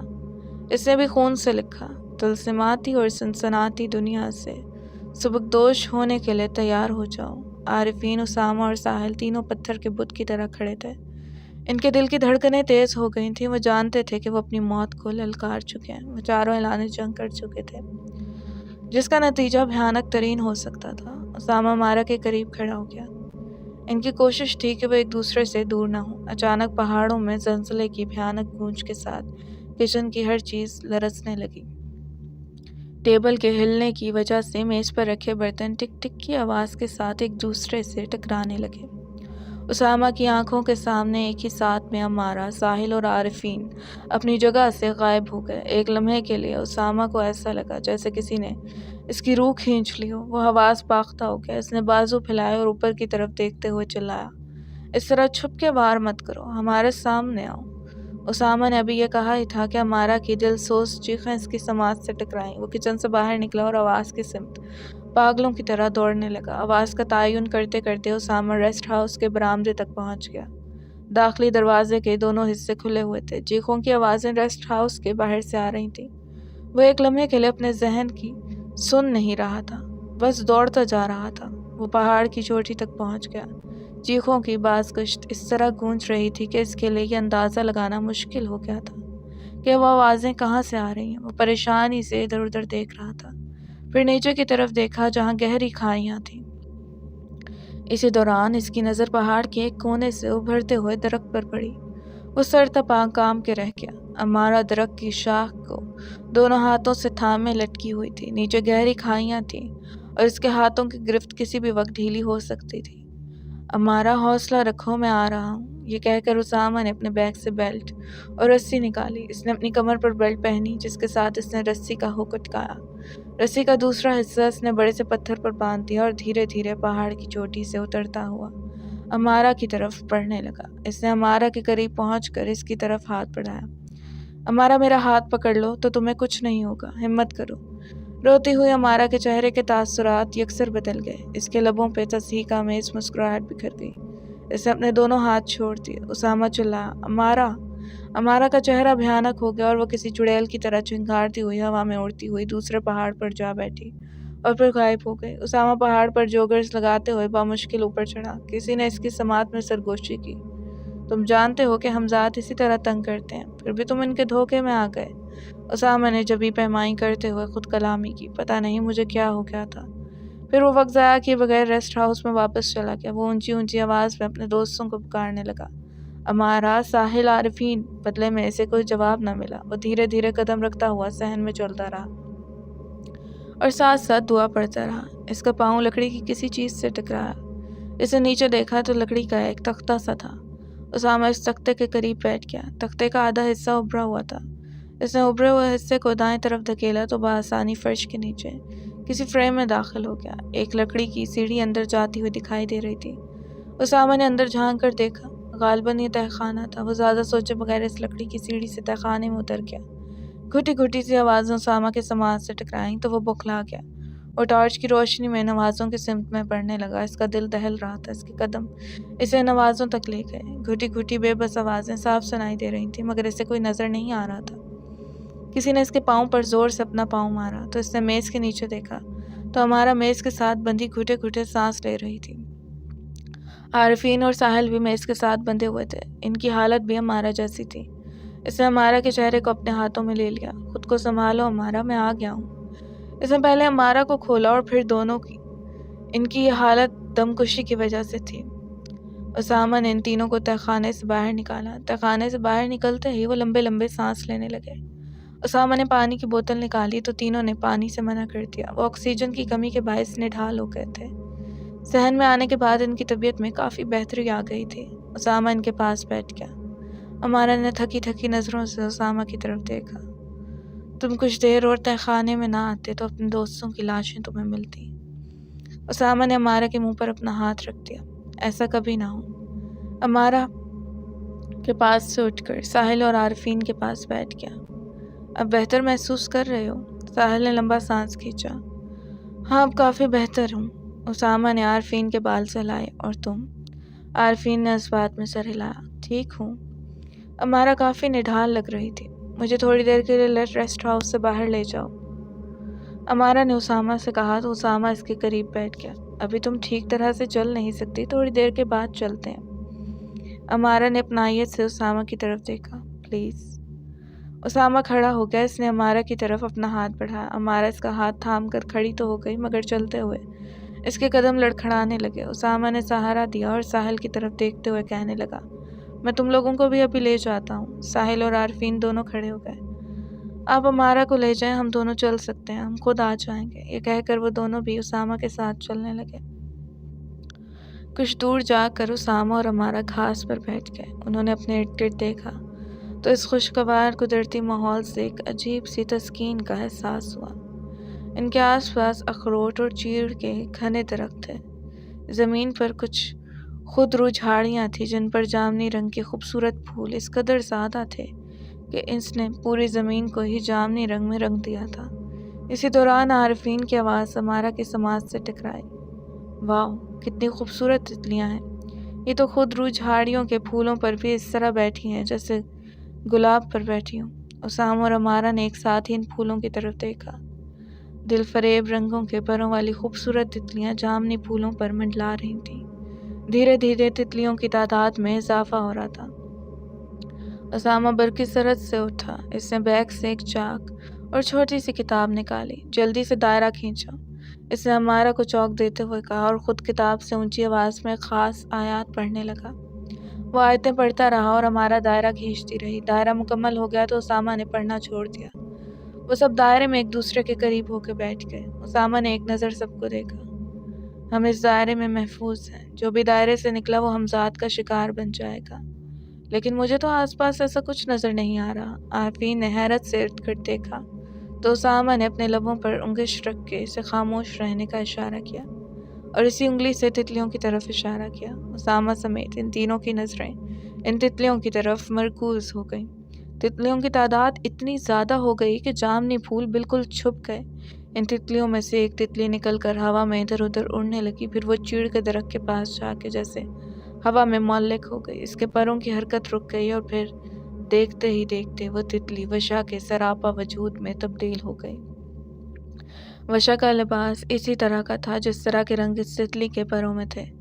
وہ اس ملٹی کلر کے گاؤن میں بہت خوبصورت دکھائی دے رہی تھی مگر اس کی خوبصورت آنکھوں میں بغاوت تھی، چہرے پر کھچاؤ تھا، پیشانی پر شکنیں تھیں۔ وہ دائرے کے گرد بے چینی سے ٹہلنے لگی اور پھر اخروٹ کے درخت کے قریب کھڑی ہو گئی۔ وہ لمبے لمبے سانس لینے لگی جیسے اس کے اندر کوئی الاؤ سلگ رہا ہو۔ وہ شرابور نگاہوں سے ان چاروں کی طرف دیکھ رہی تھی۔ چند سیکنڈز کے بعد اس کے قریب سفید ہیولا نمودار ہوا جو حوریہ کے وجود میں ڈھل گیا۔ دائرے میں ان چاروں نے ایک دوسرے کے ہاتھ تھام لیے اور مدوش نظروں سے ان خوبصورت بلاؤں کو دیکھنے لگے جو ان چاروں کو کھا جانے والی نظروں سے دیکھ رہی تھیں۔ حوریہ نے سفید فراک پہن رکھا تھا۔ اس کے لمبے بال بے جان اور خشک تھے، چہرے میں زندگی کی رمق نہیں تھی۔ وہ خشک جلد، آنکھیں سرد اور پتھرائی ہوئی گویا کہ وہ کسی مردے جیسی ہی تھی۔ اچانک کسی عورت کے رونے اور سسکیاں لینے کی آواز سنائی دینے لگی۔ غالباً یہ آوازیں اس پہاڑ کے پیچھے سے آ رہی تھیں جس کے خوبصورت سبزے سے بھرے دامن میں وہ سب کھڑے تھے۔ آواز قریب تر ہوتی جا رہی تھی، دلسوز آواز کسی ادھیڑ عمر عورت کی لگ رہی تھی جو اس قدر بے حال تھی کہ جیسے اس میں رونے کی سخت بھی نہ رہی ہو۔ اسامہ اور اس کے ساتھی ایک دوسرے کی طرف تذبذب سی کیفیت میں دیکھ رہے تھے۔ یہ درد میں ڈوبی آواز ان کے دل دہلا رہی تھی۔ تھوڑی دیر کے بعد پہاڑ کے پیچھے سے ایک نوجوان نکلا جس نے پینٹ شرٹ کے ساتھ لانگ کوٹ پہنا ہوا تھا۔ لانگ کوٹ کے ساتھ جڑی ہوئی ٹوپی اس نے سر پر ڈال رکھی تھی جس نے اس کا چہرہ اس طرح ڈھانپا ہوا تھا کہ اس کی آدھی ناک اور ہونٹ نظر آ رہے تھے۔ اس نے وہی لباس زیب تن کیا ہوا تھا جو زرغام نے مرتے وقت پہنا ہوا تھا۔ پھر جو نظارہ ان کی آنکھوں نے دیکھا، ان چاروں کے پیروں تلے سے زمین نکل گئی۔ وہ جوان امارہ کی والدہ رابعہ کو بازوؤں میں پکڑے پتھروں پر گھسیٹتا ہوا ان کی طرف بڑھ رہا تھا۔ رابعہ نیم بے ہوشی کی حالت میں سسکیاں لے رہی تھی۔ اس کے جسم سے جگہ جگہ خون رس رہا تھا۔ امارہ چیختی چلاتی دائرے سے بھاگنے لگی تو اسامہ نے اسے اپنے مضبوط بازو میں جکڑ لیا۔ پاگل ہو گئی ہو، یہ سب نظر کا دھوکہ ہے۔ وہ شخص زرگام ہے اور وہ سب مل کر ڈرامہ رچا رہے ہیں ہمیں دائرے سے باہر نکالنے کے لیے۔ امارہ اسامہ کے بازو پر مکے مارنے لگی۔ تم مجھے چھوڑ دو، میں کچھ نہیں جانتی، مجھے اپنی ماں کے پاس جانا ہے۔ میری ماں موت کے دہانے کھڑی ہے اور تم مجھے روک رہے ہو۔ ہوش سے کام لو۔ اسامہ نے امارہ پر اپنی گرفت اور مضبوط کر لی۔ ساحل اور عارفین بھی یہ منظر دیکھ کر تڑپ اٹھے تھے۔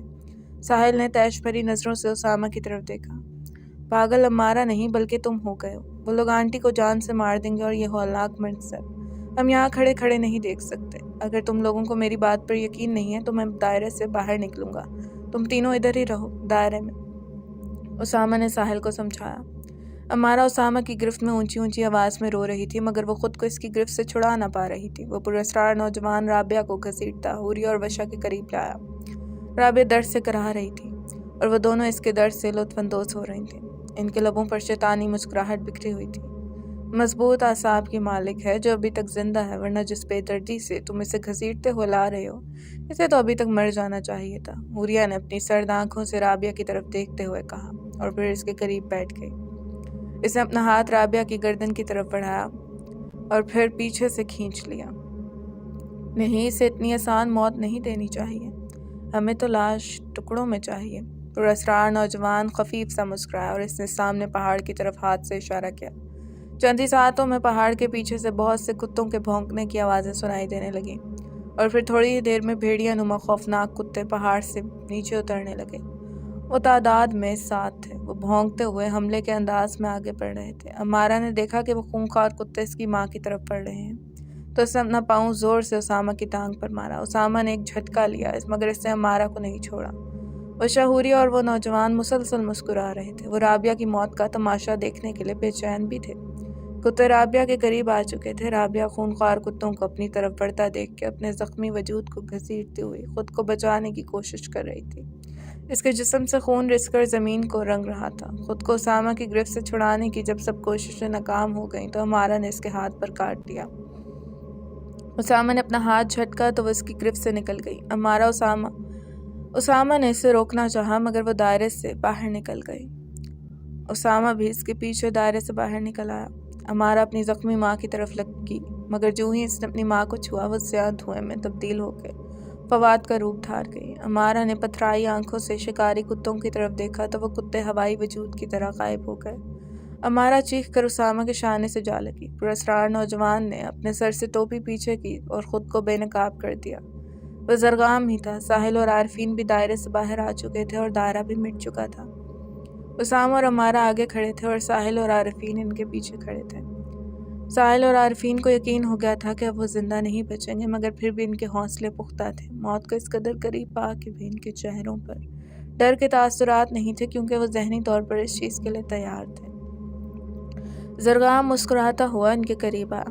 تم چاروں ہم سے مقابلہ کرنے آئے تھے۔ تم چاروں کو تو ہم چیونٹیوں کی طرح مسل سکتے ہیں لیکن تم چاروں سے ہماری کوئی ذاتی دشمنی نہیں ہے۔ ہمارے ساتھ ایک سودا کر لو، ہم تم چاروں کی جان بخش دیں گے۔ تم خیام کو ہمارے حوالے کر دو۔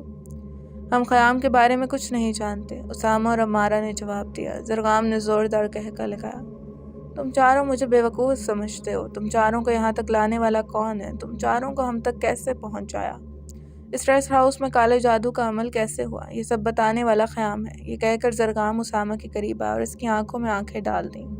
تھوڑی دیر کے بعد وہ تیش میں جھٹکے سے پیچھے ہٹا۔ اس وقت وہ اس کے وجود میں نہیں ہے۔ پھر ادھر ادھر دیکھ کر چلانے لگا، خیام ہمارے پاس آؤ۔ اسامہ نے بہت ہوشیاری سے اپنے بیگ سے ایک کپڑے کی پوٹلی نکال لی جس میں ایک کافور کی ڈلی کے ساتھ چکنی مٹی کے 4 چھوٹے چھوٹے گولے تھے جس پر خاص عمل کیا گیا تھا اور ان پر زرگام، وشا، حوریہ اور فواد کے ناموں کے ہندسے کندہ تھے۔ جس پہاڑ کے دامن میں وہ سب کھڑے تھے اس کے قریب ایک چھوٹی سی آبشار بہہ رہی تھی جو کہ نیچے گر کے چشمے کی صورت اختیار کر رہی تھی۔ اس نے احتیاط سے وہ پوٹلی امارہ کے ہاتھ میں تھما دی اور سرگوشی کے انداز میں کہا، اسے چشمے کی طرف اچھال دو۔ امارہ نے فوراً وہ پوٹلی چشمے کی طرف اچھال دی۔ جو ہی وہ پوٹلی پانی میں گری وہ سارے ہم سات غائب ہو گئے۔ اسامہ نے عمارہ کا ہاتھ پکڑتے ہوئے عارفین اور ساحل کی طرف دیکھا۔ نکلو یہاں سے۔ ساحل اور عارفین اسامہ کے پیچھے بھاگنے لگے۔ انہیں معلوم نہیں تھا کہ اسامہ کہاں جا رہا ہے۔ وہ پہاڑوں کے کٹاؤ دار حصے میں قدم رکھتے ہوئے پہاڑوں کے نشیب و فراز سے گزر رہے تھے۔ اسامہ اور عمارہ کوئی بات کیے بغیر بس بھاگ رہے تھے۔ کہاں جانا چاہتے تھے؟ ساحل اور عارفین کو کچھ سمجھ نہیں آ رہا تھا۔ ساحل نے اسامہ کو پکارا، کہاں بھاگے جا رہے ہو؟ اگر زرگام پھر ہمارے سامنے آ گیا تو ہمیں کوئی قریبی جگہ دیکھ کے چھپ جانا چاہیے۔ اسامہ نے بھاگتے بھاگتے ہی اونچی آواز میں کہا، قریبی نہیں، محفوظ جگہ پر۔ جب قریب ہی ہے۔ کافی نیچے اترنے کے بعد اسامہ ایک پہاڑ کے قریب کھڑا تھا۔ اس پہاڑ میں ایک غار دکھائی دے رہی تھی۔ میرا خیال ہے کہ یہی جگہ مناسب ہے، اسامہ نے ساحل سے کہا، اور پھر سب نے اپنی اپنی ٹارچیں آن کر لیں اور اس غار میں داخل ہو گئے۔ غار کافی گہری اور کھلی تھی۔ وہ سب مناسب سی جگہ دیکھ کر بیٹھ گئے۔ ہم کس طرح اب چین سے بیٹھ سکتے ہیں؟ وہ بدروحیں کسی بھی وقت ہمارے سامنے آ سکتی ہیں، عمارہ نے گھبراہٹ میں کہا۔ اسامہ نے اپنا ہاتھ پھیلاتے ہوئے کہا، اطمینان رکھو، جب تک وہ مٹی گولے پانی میں نہیں گھل جاتے وہ ہمذات ہمارے سامنے نہیں آ سکتے۔ ہم ان کی گرفت سے آزاد ہیں، مگر ہمیں اس دوران اپنے بچاؤ کا اگلا بندوبست کرنا ہوگا، کیونکہ مٹی کے گھلنے میں زیادہ وقت نہیں لگے گا۔ ساحل اور عارفین اسامہ کے قریب ہو گئے۔ ہمیں بتاؤ کیا کرنا ہے؟ فی الحال تم کچھ لکڑیاں جمع کر کے آگ لگاؤ، میں کہیں سے چکنی مٹی ڈھونڈتا ہوں، ہمیں مٹی کی گولیاں اور بنانی ہوں گی۔ اسامہ کی بات سن کے عمارہ نے کہا، میں تمہارے ساتھ چکنی مٹی ڈھونڈتی ہوں۔ ساحل اور عارفین غار سے باہر جا کر لکڑیاں اکٹھی کرنے لگے۔ اسامہ اور عمارہ فوری اٹھ کر چکنی مٹی ڈھونڈنے لگے۔ وہ دونوں غار سے باہر چلے گئے۔ انہیں جلدی چکنی مٹی مل گئی۔ وہ چکنی مٹی لے کر غار میں آ گئے۔ اسامہ نے ایک بڑا سا چپٹا پتھر لیا اور اس کے اوپر مٹی رکھ دی۔ عمارہ نے بیگ سے پانی کی بوتل نکالی اور اسامہ کے ہاتھ میں تھما دی۔ اسامہ نے مٹی میں پانی ڈال کر مٹی کو گوندنا شروع کر دیا۔ جب مٹی تھوڑی سی گن گئی تو اس نے کوئی خاص عمل پڑھنا شروع کر دیا۔ وہ عمل پڑھتا جاتا اور گوندی ہوئی مٹی میں پھونک مار کے اسے پھر گوندنا شروع کر دیتا۔ اس نے 3 دفعہ مٹی کو گوندا اور 3 بار عمل پڑھ کر اس پر پھونک ماری، اور پھر اس نے اس مٹی کی چھوٹی چھوٹی سی 12 گیندیں بنا لیں۔ عمارہ حیرت سے اسامہ کی طرف دیکھ رہی تھی کہ ایک ریٹائرڈ میجر یہ سب کیسے جانتا ہے۔ ساحل اور عارفین نے لکڑیاں اکٹھی کر کے آگ لگا دی۔ اسامہ نے مٹی کی وہ گولیاں آگ میں جھونک دیں اور ایک لکڑی کی چھڑی سے انہیں الٹ پلٹ کرنے لگا۔ سردی بھی بہت زیادہ شدید تھی۔ وہ سارے آگ کے گرد بیٹھے تھے۔ اسامہ، اب ہمیں آگے کیا کرنا ہے؟ ساحل نے پوچھا۔ اب آگے ہمیں جو کرنا ہے یہ حالات پر منحصر ہے۔ ہمیں خود کو بھی بچانا ہے اور انہیں بھی ختم کرنا ہے۔ عمارہ اور عارفین بھی اسامہ کی بات توجہ سے سن رہے تھے۔ عمارہ نے فوراً کہا، اسامہ، ہم صرف مرنے کے لیے ان کے سامنے نہیں جا سکتے، ہمارے پاس کوئی پلان ہونا چاہیے۔ میں ایسا اس لیے کہہ رہا ہوں کہ میری معلومات بس یہیں تک تھی۔ میرا کہنے کا مطلب یہ ہے کہ ہمیں حالات بتائیں گے کہ ہمیں آگے کیا کرنا ہے۔ ہمارا پلان ہے۔ ایسے ہی تو ہم اتنی بڑی جنگ لڑنے کے لیے نہیں آئے۔ اسامہ نے معنی خیز انداز میں جواب دیا۔ کیا پلان ہے؟ ہمیں ابھی تو بتا دو، نہ جانے دوبارہ ہم اس طرح مل کر بیٹھ سکیں یا نہ بیٹھ سکیں، ساحل نے پوچھا۔ اسامہ نے انہیں تھوڑا قریب ہونے کے لیے کہا اور پھر انہیں پلان بتایا۔ ہمیں وقت ضائع کیے بغیر ریسٹ ہاؤس جانا چاہیے، ساحل نے کہا۔ ہاں، ہم نے اپنے بچاؤ کا بندوبست کر لیا ہے، اب ہمیں چلنا چاہیے، اسامہ نے کپڑے کی پوٹلی اپنے بیگ میں رکھتے ہوئے کہا، اور پھر عمارہ اور عارفین بھی کھڑے ہو گئے۔ عمارہ اپنا بیگ اٹھا کے اسامہ کی طرف بڑھی۔ تمہیں اپنے بیگ سے پوٹلی نکالنے میں دقت ہوتی ہے، تم یہ پوٹلی مجھے دے دو، میں اپنے بیگ میں رکھ لیتی ہوں۔ ہاں، یہ بھی ٹھیک ہے۔ اسامہ نے پوٹلی عمارہ کے بیگ میں ڈال دی اور اس کے شانے پہ دھیرے سے ہاتھ رکھا۔ بہت احتیاط کی ضرورت ہے، ہم اس وقت اس کے ٹارگٹ پر ہیں، کوئی بھی غفلت نہیں ہونی چاہیے۔ عمارہ نے اس بات میں سر ہلا اور پھر گویا ہوئی۔ میرے خیال میں ہمیں سب سے پہلے اس جگہ سے تلاش شروع کرنی چاہیے جہاں ہمیں زرغام نے قید کیا تھا۔ اس تہہ خانے کا دروازہ کھلا رہے گا تو آکسیجن کا مسئلہ نہیں ہوگا۔ عمارہ کی بات ابھی مکمل نہیں ہوئی تھی۔ عارفین جلدی سے بولا، اور اگر کسی نے تہہ خانے کا دروازہ بند کر دیا تو وہ تہہ خانہ ہماری مشترکہ قبر بن جائے گا۔ ساحل تپ کر بولا، کبھی تو منہ سے اچھی بات نکال دیا کر۔ پھر وہ اسامہ سے مخاطب ہوا، میرا خیال ہے کہ عمارہ ٹھیک کہہ رہی ہے، وہ جگہ بالکل کسی لیب جیسی ہے، ہو سکتا ہے ہمیں وقت سے کچھ مل جائے۔ میں تہہ خانے کے دروازے کے پاس ہی بیٹھوں گا، جو ہی خطرہ محسوس کروں گا آپ لوگوں کو آگاہ کر دوں گا۔ ٹھیک ہے، پھر پہلے ادھر ہی جاتے ہیں، اسامہ نے کہا، اور وہ سب وہاں سے نکل کر ریسٹ ہاؤس کی طرف بڑھے۔ وہ ریسٹ ہاؤس سے زیادہ فاصلے پر نہ تھے، اس لیے جلدی ہی ریسٹ ہاؤس پہنچ گئے۔ ریسٹ ہاؤس میں داخل ہوتے ہی عجیب طرح کی دہشت ان کی رگوں میں سرایت کر گئی تھی، کیونکہ اب انہیں ایک پل کا بھروسہ بھی نہ تھا کہ کب ہمذات ان پر حملہ کر دیں۔ وہ حال نما کمرے سے گزرتے ہوئے صحن کی طرف بڑھے۔ وہ تیز تیز قدموں سے تہہ خانے کے دروازے کے قریب آئے۔ تہہ خانے کا دروازہ بند تھا۔ ساحل نے آگے بڑھ کر تہہ خانے کا دروازے کو کلپ کو دائیں طرف دھکیلا تو وہ دروازہ کھل کر سرکتا ہوا ایک فریم میں داخل ہو گیا۔ ساحل دروازے کے قریب ہی بیٹھا رہا اور اسامہ، امارہ اور عارفین سیڑھیوں کے زینے سے نیچے اتر گئے۔ نیچے وہی گھٹن اور بدبودار ماحول تھا، مگر ان کی مجبوری تھی۔ وہ خود پر قابو رکھتے ہوئے سارے ٹیبلز کے دروازوں کی تلاشی لینے لگے۔ یہاں بہت گندگی اور غلاظت تھی۔ انہوں نے اپنے ناک پر رومال رکھے ہوئے تھے۔ یہ جگہ بالکل کسی پراسرار لیبارٹری جیسی تھی۔ لمبے لمبے ٹیبلز پر بڑے بڑے اسٹینڈ تھے جن میں شیشے کے چھوٹے اور بڑے دونوں طرح کے جار پڑے تھے۔ ان جاروں میں چھوٹے چھوٹے اسٹف تھے اور کئی جانوروں کے جسم کے نازک حصے لیکوڈ میں بھگو کر رکھے گئے تھے۔ سہ، الو اور سانپ کے جسم کے مختلف حصے کاٹ کر زمین پر ایسے ہی پھینکے ہوئے تھے جیسے وہ چھوڑ کر گئے تھے۔ وہ تینوں تہہ خانے کے مختلف حصوں میں بکھر گئے۔ عارفین ٹیبلز کی چیزیں چیک کر رہا تھا اور اسامہ تہہ خانے کی دوسری چیزوں کا جائزہ لے رہا تھا۔ امارہ کو ایک کتابوں کی الماری نظر آ رہی تھی اور وہ اس میں خاص کتاب ڈھونڈ رہی تھی جس سے انہیں کچھ مدد مل سکے۔ امارہ جلدی کرو، ہمارے پاس زیادہ وقت نہیں ہے، اسامہ نے کہا۔ اسے کوئی خاص چیز نظر نہیں آ رہی تھی، پر اچانک اس کی توجہ تہہ خانے کی ایک دیوار پر مرکوز ہو گئی۔ وہاں سے کچھ چمکتا ہوا دکھائی دیا۔ وہ اس کے قریب گیا تو وہ کوئی لاک تھا جسے خاص کسی نمبر سے گھمایا جا سکتا تھا۔ اسے یقین ہو گیا کہ اسے گھمانے سے دیوار کسی دروازے کی طرح کھل جاتی ہوگی۔ وہ مختلف نمبروں سے وہ لاک کو گھمانے کی کوشش کرنے لگا۔ امارہ کو اپنے مطلوبہ موضوع کے مطابق 4 کتابیں مل گئیں۔ وہ ایک کے بعد دیگرے ان کتابوں کی فہرست پڑھنے لگی۔ اسے 3 کتابوں سے ایسا کچھ نہیں ملا جو ان کے کام آ سکے۔ ایک آخری کتاب، تسخیر حمزات، اب اس کے ہاتھ میں تھی۔ اس نے اس کتاب کی فہرست پڑھی۔ کافی لمبی فہرست پڑھنے کے بعد ایک ٹاپک اس پر انگلی رک گئی اور وہ ٹاپک تھا حمزات کو برباد کرنے کا عمل۔ اسے صفحہ نمبر پڑھا اور وہ صفحہ ڈھونڈنے لگی۔ اسے جلدی صفحہ مل گیا، پھر وہ پڑھنے لگی۔ اسامہ نے امارہ کو پکارا، جلدی کرو امارہ۔ اور پھر اس نے عارفین سے پوچھا، تمہیں کچھ ملا؟ نہیں، مجھے تو کچھ نہیں ملا۔ تم اس دیوار کے ساتھ کیا کر رہے ہو؟ عارفین نے پوچھا۔ اسامہ نے تذبذب سی کیفیت میں سر کو ہلایا۔ مجھے اس دیوار میں ایک لاک نظر آیا، مگر نمبر نامعلوم ہونے کی وجہ سے کافی کوشش کے بعد وہ لاک نہیں کھلا۔ یقیناً اس دیوار کے پیچھے کوئی بڑا راز چھپا ہے۔ میں بھی کوشش کرتا ہوں۔ یہ کہہ کر عارفین اسامہ کے ساتھ اس دیوار کی طرف بڑھا تو ساتھ ہی ساحل اونچی آواز میں چلایا، جلدی تم سب باہر آ جاؤ، مجھے عجیب طرح کی آوازیں سنائی دے رہی ہیں۔ یہ سنتے ہی امارہ نے کتاب اپنے بیگ میں ڈالی اور سیڑھیوں کی طرف دوڑی۔ اسامہ اور عارفین بھی سیڑھی کے قریب آ گئے۔ وہ تینوں سیڑھی چڑھتے ہوئے تہہ خانے سے باہر آ گئے۔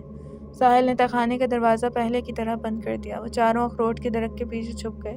یہ آواز بہت عجیب تھی، جیسے کوئی لڑکی سسک کے رو رہی تھی۔ امارہ نے اسامہ کی طرف دیکھا اور ہمدردانہ لہجے میں بولی، لگتا ہے کوئی لڑکی بہت اذیت میں ہے۔ یہ زرغام کی کوئی چال ہو سکتی ہے، اسامہ نے کہا۔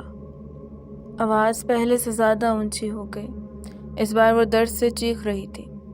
ہم بغیر سوچے سمجھے اس کے قریب نہیں جائیں گے، مگر دیکھنے میں کیا حرج ہے، ساحل نے کہا۔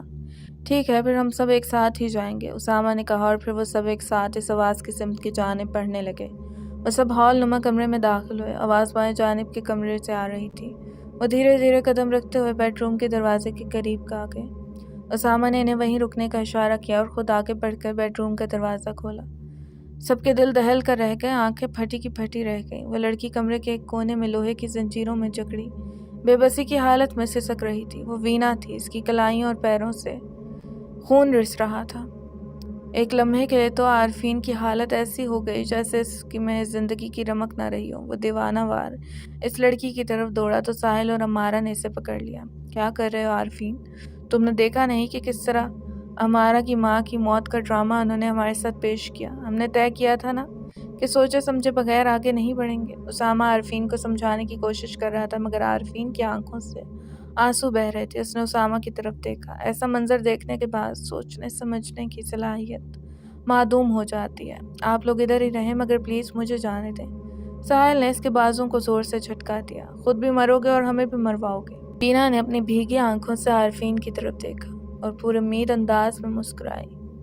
عارفین تم آ گئے ہو؟ دیکھو فواد نے میرا کیا حال کیا ہے۔ اگر تم اب بھی نہ آتے تو تمہیں میری لاش ملتی۔ عارفین جذبات کی رو میں بہتا ہوا اپنے دماغ کے احکامات سے غافل ہو گیا۔ اس نے امارہ اور ساحل سے خود کو چھڑایا اور بھاگ کر وینا کے پاس چلا گیا۔ عارفین اسے چھونا مت، اسامہ چلایا، مگر وہ کس کی کب سن رہا تھا۔ وہ تو بس اپنے دل کی غلامی کر رہا تھا۔ اس نے اس کا ہاتھ تھاما، اسے یوں لگا جیسے کسی نے برف پر ہاتھ رکھ دیا ہو۔ اس کی آنکھوں کے سامنے ایک ہی ساتھ میں وہ لڑکی حوریہ کا روپ دھار گئی، ساتھ ہی وہ زنجیریں بھی غائب ہو گئیں۔ حوریہ کا روپ ہوائی تھا، اسی لیے عارفین کا ہاتھ خالی تھا۔ اسامہ، ساحل اور امارہ بھی عارفین کے قریب آ گئے۔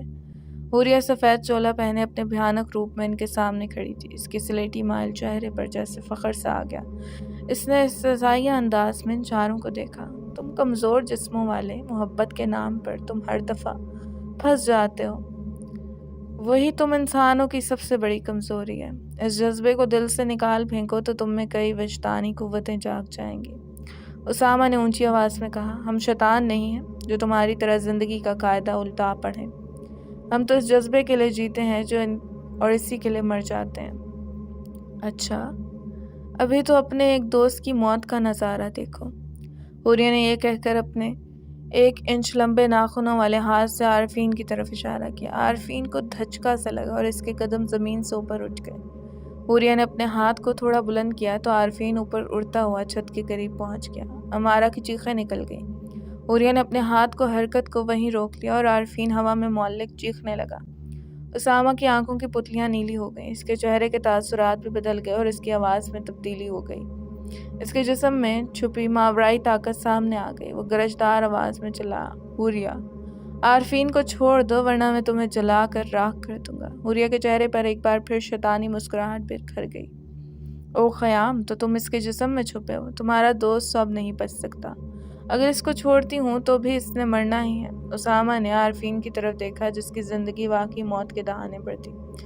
اسامہ کے جسم سے ایک شعاع نکلی جو عارفین کی طرف بڑھی۔ اس کے بعد عارفین کا جسم آہستہ آہستہ نیچے اترنے لگا۔ حوریہ کو نظر آ رہا تھا کہ عارفین کو خیام ہی بچا رہا ہے جو اسامہ کے جسم میں اب موجود نہیں ہے۔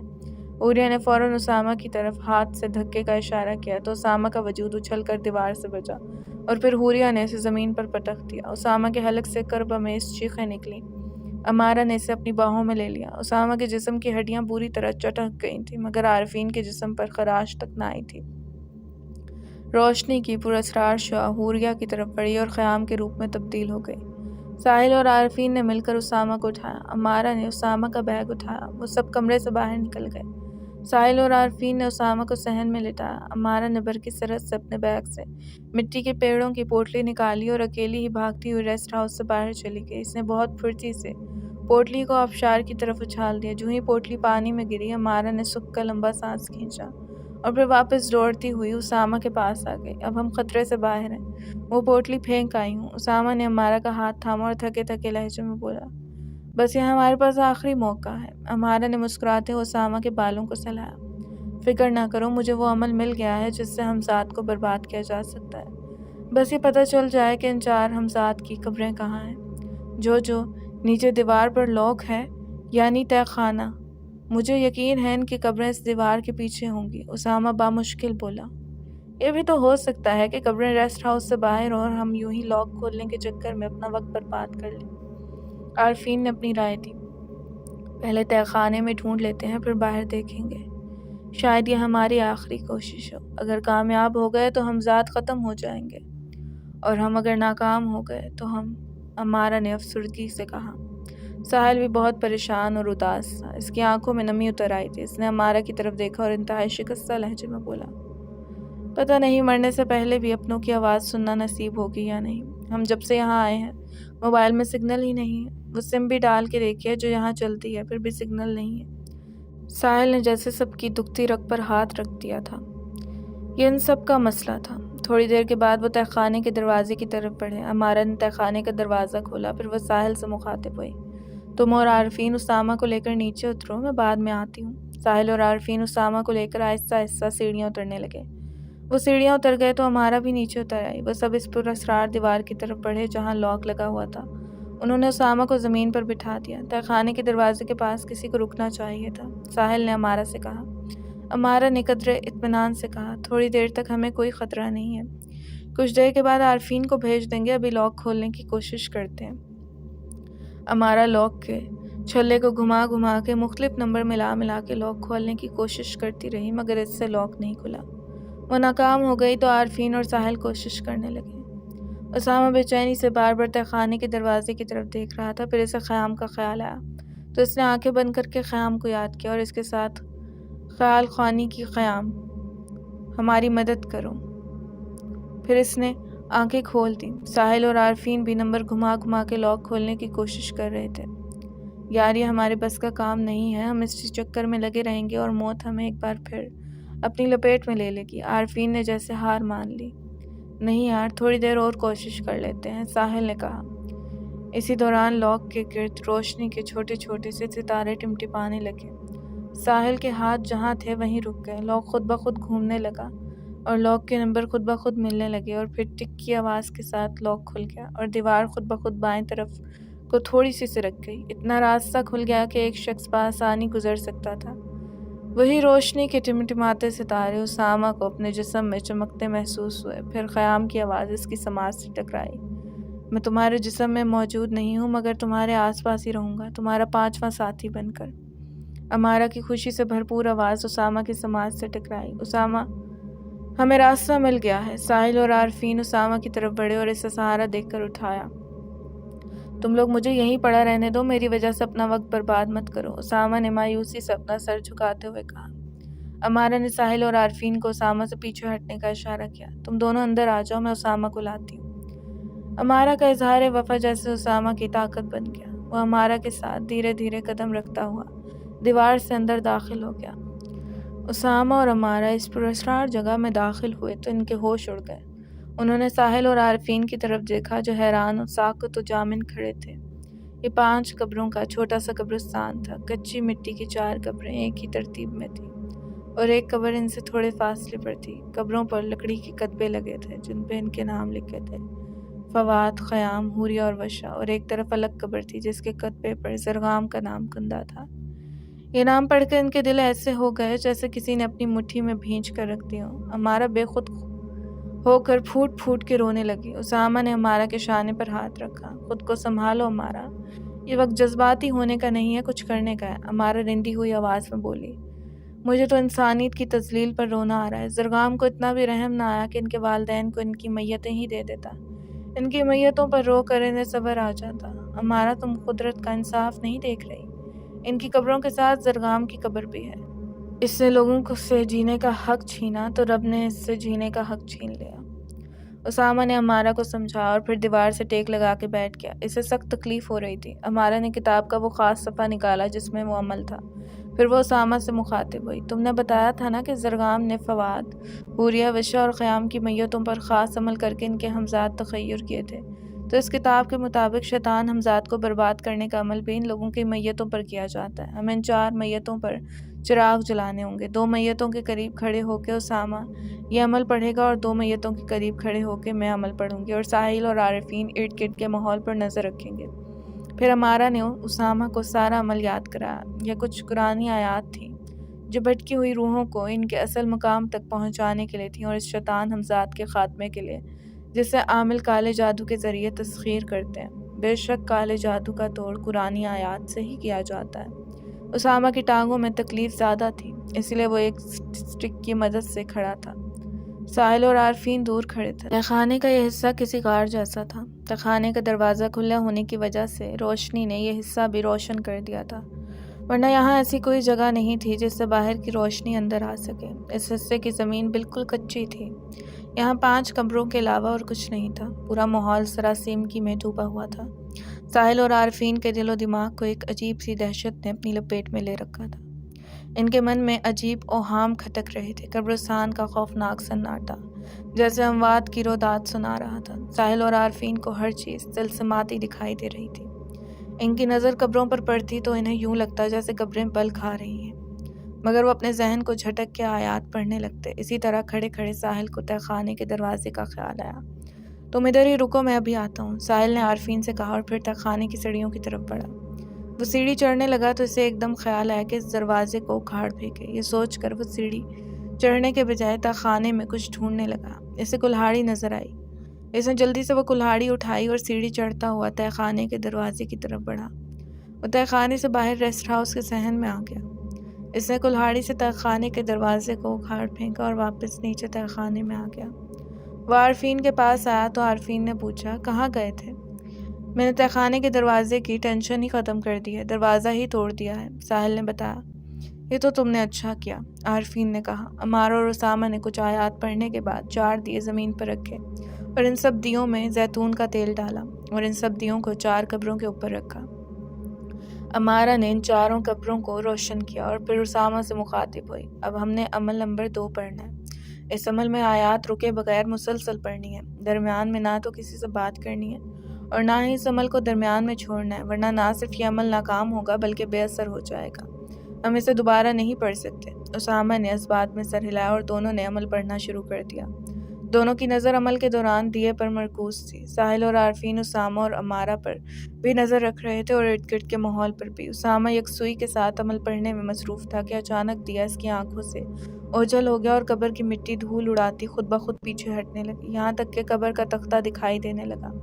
اسامہ کی آنکھیں باہر کو ابل پڑیں، پیشانی پر پسینہ چمکنے لگا۔ اسے عمارہ کی بات یاد تھی۔ وہ عمل مسلسل پڑھتا رہا مگر اس کے پاؤں اپنی جگہ سے اکھڑ رہے تھے، تھر تھراہٹ کی ایک لہر پورے وجود میں دوڑ گئی تھی۔ دیکھتے ہی دیکھتے وہ قبر کا تختہ کسی دھماکے کی طرف ہٹا اور اس کے ٹکڑے ہوا میں بکھر گئے۔ یہ فواد کی قبر تھی۔ اتنا وقت گزرنے کے بعد جو مردے کی حالت ہوتی ہے وہ اسامہ کے سامنے تھی۔ کیڑوں نے اس کے جسم کا گوشت نوچ نوچ کے کھا لیا تھا اور وہاں اب اس کا صرف ڈھانچہ ہی تھا، جس کی کھوپڑی میں آنکھوں کے بڑے بڑے سوراخوں میں ابھی بھی کیڑوں نے اپنا مسکن بنایا ہوا تھا۔ اسامہ کو اکائی بھی آ رہی تھی اور دہشت سے پورے وجود پر کپکپی سی طاری ہو گئی تھی، خاص طور پر تھوڑی کانپنے سے اس کے دانت بجنے لگے تھے، جس کی وجہ سے اسے عمل پڑھنے میں دشواری ہو رہی تھی۔ اس نے عمارہ کی طرف دیکھا جو انتہائی محو ہو کے عمل پڑھنے میں مصروف تھی۔ اس کے چہرے پر کسی طرح کے خوف کے تاثرات نہیں تھے۔ اس نے دوبارہ قبر کی طرف اپنی نظریں مرکوز کی۔ وہ ایک فوجی تھا، اس لیے خوف اس کے ارادوں کو کمزور نہ کر سکا اور مسلسل عمل پڑھتا رہا، یہاں تک کہ وہ قبر جس طرح کھلی تھی اسی طرح خود بخود بند بھی ہو گئی۔ اسامہ سمجھ گیا کہ وہ جو کچھ دیکھ رہا تھا وہ صرف اسے ہی دکھائی دے رہا تھا، شاید یہ سب کچھ حمزات ان کا عمل ناکام بنانے کے لیے کر رہے تھے۔ اس عمل کے دوران وہ دونوں نہ تو بات کر سکتے تھے اور نہ ہی اپنی جگہ چھوڑ سکتے تھے، لیکن اسامہ جان چکا تھا کہ حمزات ان تک پہنچ چکے ہیں۔ ساحل نے ایک نظر اسامہ اور عمارہ کی طرف دیکھا اور پھر عارفین سے مخاطب ہوا، دعا کرو کہ اسامہ اور عمارہ اس عمل میں کامیاب ہو جائیں۔ ہاں، اگر وہ دونوں اس عمل میں کامیاب ہو گئے تو ان حمزات سے ہمیں ہمیشہ ہمیشہ کے لیے چھٹکارا مل جائے گا۔ بس وہ مٹی کی گولیاں پوری طرح گھلی نہ ہوں، کاش ہمیں تھوڑا سا وقت اور مل جائے۔ عارفین نے ابھی یہ کہا ہی تھا کہ حوریہ کی دل فریب مسحور کن آواز ان دونوں کی سماعت سے ٹکرائی۔ وہ اپنی سحر انگیز آواز میں کوئی گیت گا رہی تھی۔ اس کی آواز کے طلسم نے ان کے دلوں میں ہلچل سی مچا دی۔ ان کی سوچنے سمجھنے کی صلاحیت معدوم ہو گئی۔ وہ دیوانوں کی طرح اس آواز کی سمت چلنے لگے۔ اسامہ اور عمارہ کو یہ آواز نہیں سنائی دے رہی تھی۔ اسامہ اور عمارہ نے انہیں اس طرح بدحواس تہخانے کی دیوار کی طرف بھاگتے ہوئے دیکھا تو وہ دونوں پریشان ہو گئے، مگر وہ نہ تو ان سے پوچھ سکتے تھے کہ کہاں جا رہے ہیں اور نہ ہی انہیں جانے سے روک سکتے تھے۔ انہوں نے انہیں اللہ کے سہارے چھوڑ دیا اور یہ سوچ کر اپنا دھیان عمل کی طرف مرکوز کرنے لگے کہ اگر عمل کامیابی سے پورا ہو گیا تو ان دونوں کو کوئی نقصان نہیں پہنچے گا۔ مگر وہ دونوں نہیں جانتے تھے کہ ساحل اور عارفین تو موت کی صدا کی طرف ہی بھاگے جا رہے ہیں۔ وہ دونوں اس خوبصورت آواز کے پیچھے بھاگتے بھاگتے ریسٹ ہاؤس سے باہر نکل پڑے۔ آواز کی مقناطیسیت انہیں اپنی طرف کھینچتی ہوئی ایک خوبصورت باغ میں لے آئی۔ ایک گھنے درخت کے قریب حوریہ خوبصورت لباس میں ستار تھامے بیٹھی تھی۔ حسن و زیبائش سے وہ کسی پری جیسی دکھائی دے رہی تھی۔ وہ گھاس پر بیٹھی تھی، اس کا فیروزی جالی کا فراک دائرے کی شکل میں گھاس پر پھیلا ہوا تھا۔ وہ اپنی خمدار لمبی انگلیوں سے ستار کی تاروں کو چھیڑتی اور اپنی مسحور کن آواز کے جادوئی سر ہوا میں بکھیر دیتی۔ پہلے وہ وقفے کے ساتھ تھوڑا تھوڑا گا رہی تھی، مگر اب وہ بغیر رکے مسلسل گا رہی تھی۔ اب عارفین اور ساحل کو اس کی آواز چبھنے لگی تھی اور دل کی دھڑکنیں بھی تیز ہو گئی تھیں، مگر ان پر کچھ ایسا سحر طاری تھا کہ وہ وہاں سے جانے پر آمادہ نہ تھے۔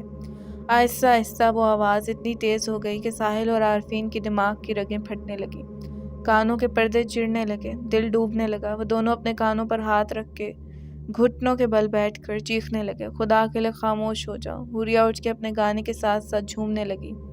ساحل اور عارفین زمین پر گر کر مچھلی کی طرح تڑپنے لگے۔ ہاتھ ان کے کانوں پر ہی تھے، ان کے دماغ کی رگیں باہر کی طرف ابھر گئی تھیں، وہ درد سے چلا رہے تھے۔ حوریہ گھومتے گھومتے اپنے خوبصورت روپ سے اپنے اصل روپ میں آ گئی، وہی مردوں جیسی سفیدی مائل سرد جلد، مردہ آنکھیں، پپڑی جمے سیاہ ہونٹ، کفن جیسے سفید چولے میں وہ بدمست جھونکے کی طرح ادھر ادھر اڑ رہی تھی۔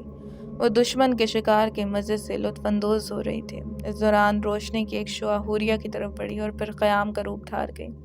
خیام کے ہاتھ میں ایک بڑا سا آئینہ تھا جو تقریباً 4 فٹ لمبا اور 2 فٹ چوڑا تھا۔ خیام کو دیکھ کر حوریہ کے لبوں پر تمسخرانہ مسکراہٹ بکھر گئی۔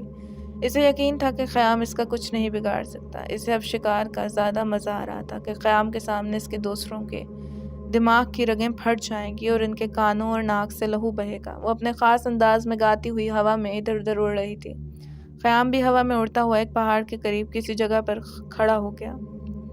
وہ جانتا تھا کہ حوریہ اس کے پیچھے ضرور آئے گی۔ وہ اسی باغ میں ہی کھڑا تھا جہاں ساحل اور عارفین زمین پر گرے پڑے تھے۔ حوریہ بھی مسکراتی ہوئی خیام کے سامنے آ کھڑی ہوئی۔ سورج پوری آب و تاب کے ساتھ دمک رہا تھا۔ دھوپ بہت تیز تھی۔ جس جگہ خیام اور حوریہ کھڑے تھے سورج ان کے بالکل سامنے تھا۔ حوریہ کو اپنی شیطانی قوتوں پر بھروسہ تھا۔ وہ ساحل اور عارفین کے ساتھ خیام کو بھی ختم کرنے کا ارادہ رکھتی تھی۔ خیام نے اپنے ہاتھوں میں اٹھایا ہوا آئینہ حوریہ کے سامنے کیا تو حوریہ کا عکس اس آئینے پر روشنی کے ایک ڈاٹ کی صورت میں نمودار ہوا۔ خیام ایک روحانی جسم تھا، اسی لیے اس کے ہاتھ آئینے کو چھو نہیں رہے تھے۔ آئینہ اس کے ہاتھوں میں گویا معلق تھا، مگر اس کی روحانی قوتوں کے باعث وہ آئینہ خیام کی گرفت میں ہی تھا۔ خیام نے اپنے ہاتھوں کو تھوڑا ترچھا کیا تو آئینہ اس طرح ترچھا ہو گیا کہ روشنی کے اس ڈاٹ سے سورج کی شعاعیں ٹکرائیں۔ آئینے سے تیز روشنی نکل کر حوریہ سے ٹکرائی۔ حوریہ کا گیت چیخوں میں بدل گیا اور وہ اپنی جگہ سے غائب ہو گئی۔ آئینہ بھی کرچی کرچی ہو کے ہوا میں بکھر گیا۔ خیام نے ساحل اور عارفین کی طرف دیکھا۔ وہ اب سکون میں آ چکے تھے مگر نڈھال لیٹے تھے، پھر آہستہ آہستہ وہ ہمت کر کے اٹھ بیٹھے۔ انہوں نے تشکر آمیز نگاہوں سے خیام کی طرف دیکھا۔ حوریہ تو غائب ہو گئی تھی مگر خیام کو خطرے کی سرسراہٹیں محسوس ہو رہی تھیں۔ آس پاس درختوں کے جھنڈ تیزی سے ہلے تھے، جیسے کوئی چیز تیزی سے ان میں سے گزری ہے۔ فضا میں عجیب طرح گڑگڑاہٹوں کی آوازیں بھی گونجنے لگی تھیں۔ پھر اچانک خیام کو 3 ہیولے دکھائی دیے جو زرغام، فواد اور وشا کا روپ دھار گئے۔ وہ تینوں جیسے چلتے پھرتے مردے تھے مگر ان کے جسم ہوائی تھے۔ تینوں انتہائی طیش میں تھے۔ غصہ اور انتقام الاؤ بن کر ان کی آنکھوں میں سلگ رہا تھا۔ زرغام نے دہکتی آنکھوں سے خیام کی طرف دیکھا۔ تم حوریہ کو تھوڑی دیر کے لیے غائب تو کر سکتے ہو مگر اسے مار نہیں سکتے، کیونکہ روح کی موت کبھی نہیں ہوتی۔ مگر جن مادی وجود والے انسانوں کو تم بچانے کی کوشش کر رہے ہو وہ ہم سے نہیں بچ سکتے۔ ہاں، ایک صورت ہو سکتی ہے کہ تم خود کو ہمارے حوالے کر دو، میرے تابع ہو جاؤ۔ میں نہ صرف ان چاروں کی جان بخش دوں گا بلکہ انہیں ان کے گھروں تک پہنچا دوں گا۔ خیام نے ہنستے ہوئے زرغام کی بات کا جواب دیا۔ جن لوگوں کو تم بچانے کی بات کر رہے ہو وہ موت سے نہیں ڈرتے، وہ تمہیں ختم کرنے کے لیے سر پر کفن باندھ کر آئے ہیں۔ تمہاری بات ٹھیک ہے، روح کی موت نہیں ہو سکتی مگر شیطان ہمزاد کو تباہ کیا جا سکتا ہے، جو دنیا میں بھی انسان کو بہکاتا ہے اور مرنے کے بعد اگر تمہارے جیسے خناس کے قابو میں آ جائے تو بھی تباہی کا باعث بنتا ہے۔ پروردگار اگر چاہے تو ایک ساتھ میں ہی شیطان کو ختم کر سکتا ہے مگر وہ شیطان کو ہمارے ایمان پرکھنے کے لیے زندہ رکھتا ہے، ہمیں کوئی ختم نہیں کر سکتا۔ فواد نے کہکا لگایا۔ اسامہ اور عمارہ قرآن پاک کی جو آیات پڑھ رہے تھے، تم سب ان سے برباد ہونے والے ہو کیونکہ ان کا عمل پورا ہونے والا ہے اور اس عمل کے دوران تم انہیں ختم نہیں کر سکتے۔ خیام کی اس بات پر زرغام پھر ہنسا۔ ہم انہیں ختم نہیں کر سکتے مگر انہیں ڈرا کر اس عمل سے روک سکتے ہیں۔ ان کا حال دیکھو، ان کے پورے جسم پر سانپ رینگ رہے ہیں، اس جال میں ان کی موت یقینی ہے۔ دہشت کے مارے ان کا عمل ٹوٹ جائے گا۔ جو ہی ان کا عمل ٹوٹا یہ سانپ انہیں ڈس لیں گے۔ ساحل اور عارفین یہ سنتے ہی ریسٹ ہاؤس کی طرف بھاگے۔ وہ اپنے نڈھال جسم کو گھسیٹتے ہوئے لمبے لمبے قدم رکھ رہے تھے۔ وہ تہہ خانے میں داخل ہوئے تو ان کی چیخیں نکل گئیں۔ عمارہ اور اسامہ کے جسموں پر سینکڑوں سانپ اس طرح رینگ رہے تھے کہ ان کے جسموں کے حصے دکھائی نہیں دے رہے تھے۔ ساحل اور عارفین دیوانہ وار ان کی طرف لپکے کہ سانپوں کو ان کے جسموں سے نوچ نوچ کر پھینک دیں، چاہے ان کی جان ہی چلی جائے۔ ابھی وہ عمارہ اور اسامہ کے قریب بھی نہ گئے تھے کہ خیام کی آواز ان کی سماعت سے ٹکرائی۔ ان سانپوں کو چھونا مت ورنہ اسامہ اور عمارہ کا عمل ٹوٹ جائے گا اور یہ سانپ انہیں ڈس لیں گے۔ اسامہ اور عمارہ کا زندہ ہونا اس بات کا ثبوت ہے کہ وہ ابھی تک کامیابی سے عمل پڑھ رہے ہیں۔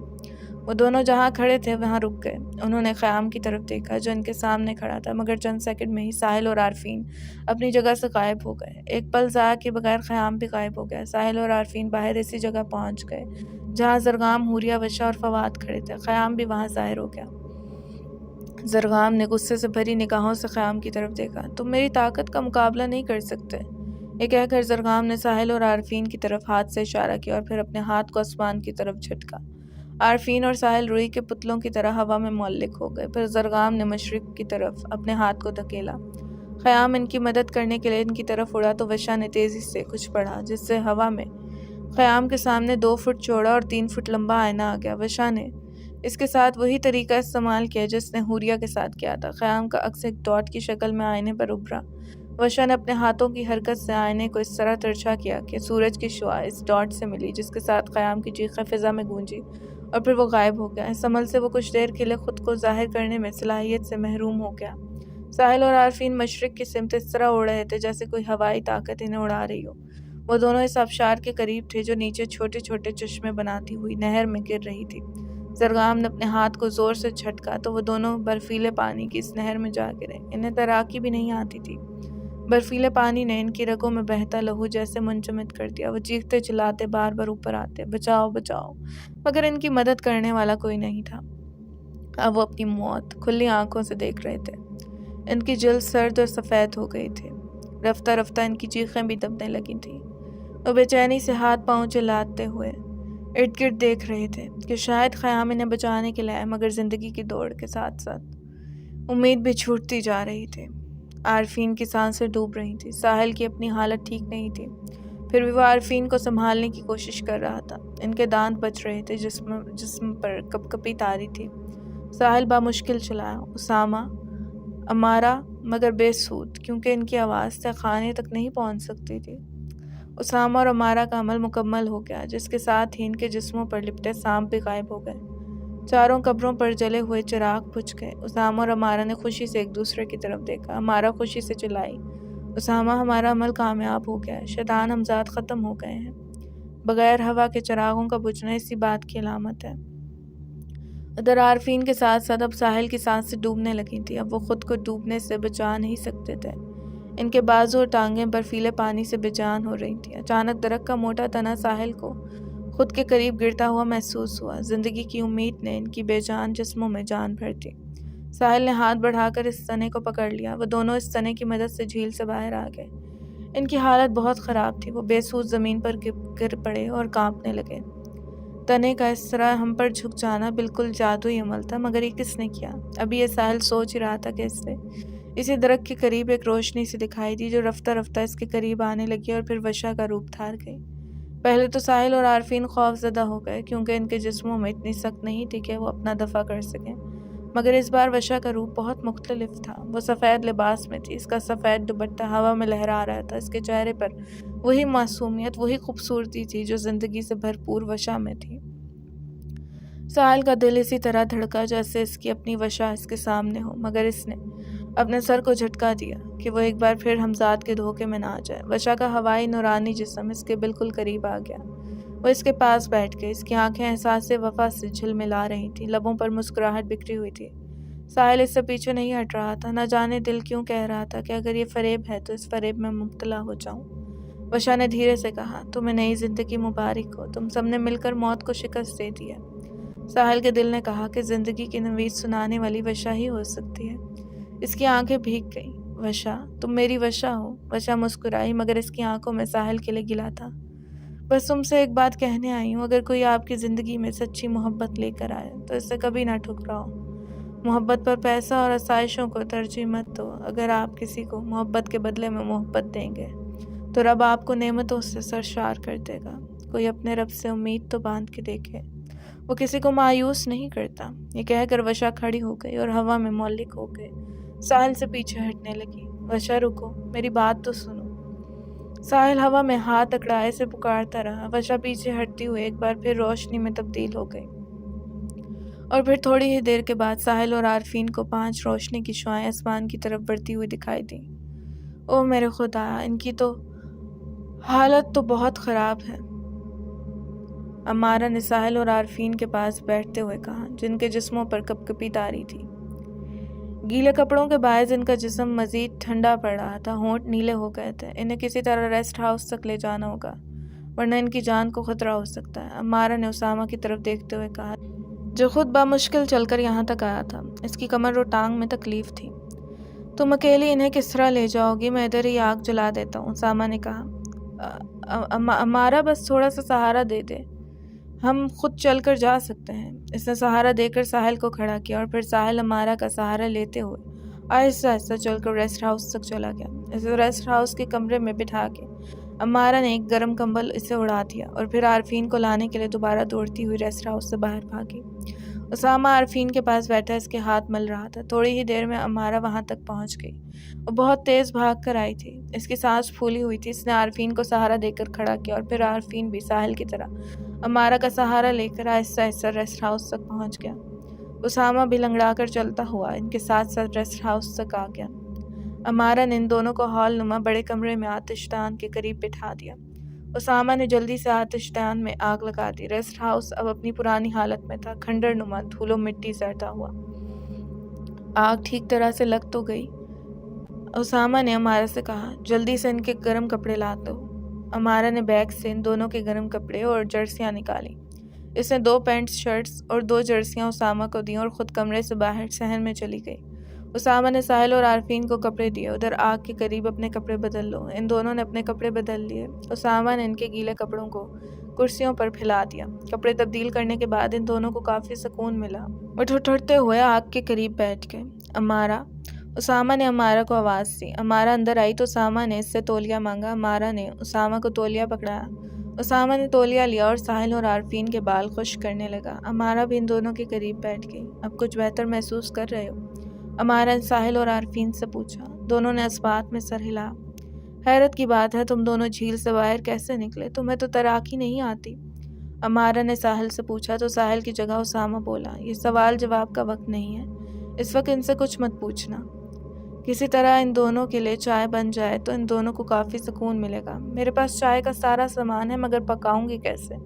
امارا نے کہا۔ سوس پین تو ہے نا؟ اسامہ نے پوچھا۔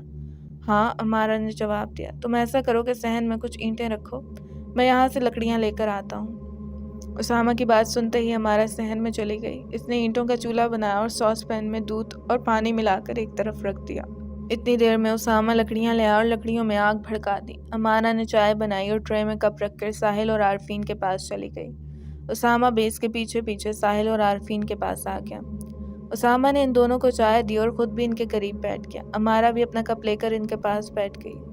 ساحل، تم اور عارفین بہت بہادر ہو، تمہاری ہمت کی وجہ سے ہم اپنا عمل مکمل کر پائے۔ ہم نے ان شیطان ہمزاد کا خاتمہ کر دیا۔ اب ہم اپنے گھر والوں کو یہ خوشخبری سنائیں گے، امارا نے کہا۔ مگر ساحل کی آنکھیں آنسوں سے جھلملا رہی تھیں۔ ان لوگوں کو یہ بھی بتا دینا کہ ہم قیام، فواد، وشا اور حوریہ کی قبریں بھی دیکھ کر آئے ہیں۔ اسامہ نے ساحل کو اپنے بازوں میں لے لیا۔ ساحل اس کے کندھے سے سر لگا کے رونے لگا۔ ساحل کو اس طرح دیکھ کر سب اداس ہو گئے۔ اگر ان دونوں کی حالت ٹھیک ہوتی تو ہم ابھی سفر پر روانہ ہو جاتے، مگر ان دونوں کی حالت ابھی ٹھیک نہیں ہے، امارا نے کہا۔ یہ دونوں پہلے سے بہتر ہیں اور ویسے بھی گاڑی میں سردی نہیں لگتی۔ 1-2 گھنٹے پہلے آرام کر لیتے ہیں، پھر گھر کے لیے روانہ ہو جائیں گے۔ تم تیاری مکمل کر لو، اسامہ نے کہا۔ تھوڑی بہت چیزیں پیک کرنی ہے، اس میں اتنا وقت نہیں لگے گا۔ مجھے تو تم تینوں کی فکر ہے، تم تینوں فٹ نہیں ہو، امارا نے بڑی سی شال اوڑھتے ہوئے کہا۔ ہم ٹھیک ہیں، تم ہماری فکر نہ کرو، اسامہ نے امارا کو ایک بار پھر تسلی دی۔ اسامہ نے آتش دان کے سامنے ایک گدا بچھا دیا اور ایک کمبل کو موڑ کر اس کا تکیہ سا بنا دیا اور پھر ساحل سے کہا، تم اور عارفین لیٹ جاؤ، ہم ٹھیک بیٹھے ہیں۔ ساحل نے جواب دیا، ہم نے سفر کرنا ہے، تم دونوں آرام کر لو۔ اسامہ نے پھر زور دیا۔ ساحل اور عارفین گدے پر لیٹ گئے۔ اسامہ نے ان پر کمبل ڈال دیا اور پھر وہ امارا کے قریب آیا۔ تم میرے ساتھ آؤ، ایک ضروری کام ہے۔ اب ایسا کون سا کام ہے؟ امارا نے حیرت سے پوچھا۔ باہر صحن میں آؤ، میں سمجھاتا ہوں، اسامہ نے کہا۔ امارا اس کے ساتھ باہر صحن میں چلی گئی۔ اب بتاؤ کون سا کام ہے؟ امارا نے پوچھا۔ ہم نے شیطانوں کو تو ختم کر دیا ہے، میں چاہتا ہوں کہ اس غلاظت کو بھی جلا دیں جنہیں زرغام کالے جادو میں استعمال کرتا تھا۔ اسامہ نے تہہ خانے کے دروازے کی طرف دیکھتے ہوئے کہا۔ ہاں، تم ٹھیک کہہ رہے ہو، ہمیں وہ سب ناپاک چیزیں جلا دینی چاہیے تاکہ کوئی اور اس شیطانی علم کی طرف مائل نہ ہو۔ یہ کہہ کر امارا تہہ خانے کے دروازے کی طرف بڑھی جو ٹوٹ کر ایک طرف گرا ہوا تھا۔ وہ سیڑھیوں سے نیچے اتر گئی۔ اسامہ بھی آہستہ آہستہ سیڑھیوں سے نیچے اتر گیا۔ اس نے اور امارا نے ساری غلاظت اکٹھی کر کے ایک بوری میں ڈالی۔ امارا نے کالے جادو کی کتابیں بھی اس بوری میں ڈال دیں۔ اسامہ خود مشکل سے چل رہا تھا، اس لیے امارا اس بوری کو اٹھا کر سیڑھیاں چڑھنے لگی۔ اسامہ بھی تہہ خانے میں ہی تھا تو امارا صحن میں بوری رکھ کر واپس بھی آ گئی۔ اسامہ اور امارا نے وشا، حوریہ، فواد اور قیام کی قبروں کے قریب کھڑے ہو کر سورہ فاتحہ پڑھی اور ان کے لیے دعائیں مغفرت کی اور پھر واپس اوپر صحن میں آ گئے۔ اسامہ نے غلاظت سے بھری اس بوری کو آگ لگا دی۔ امارا پیکنگ کرنے لگی۔ جب روانگی کی ساری تیاری مکمل ہو گئی تو اسامہ نے ساحل اور عارفین کو جگایا۔ وہ دونوں بھی تیار ہو گئے۔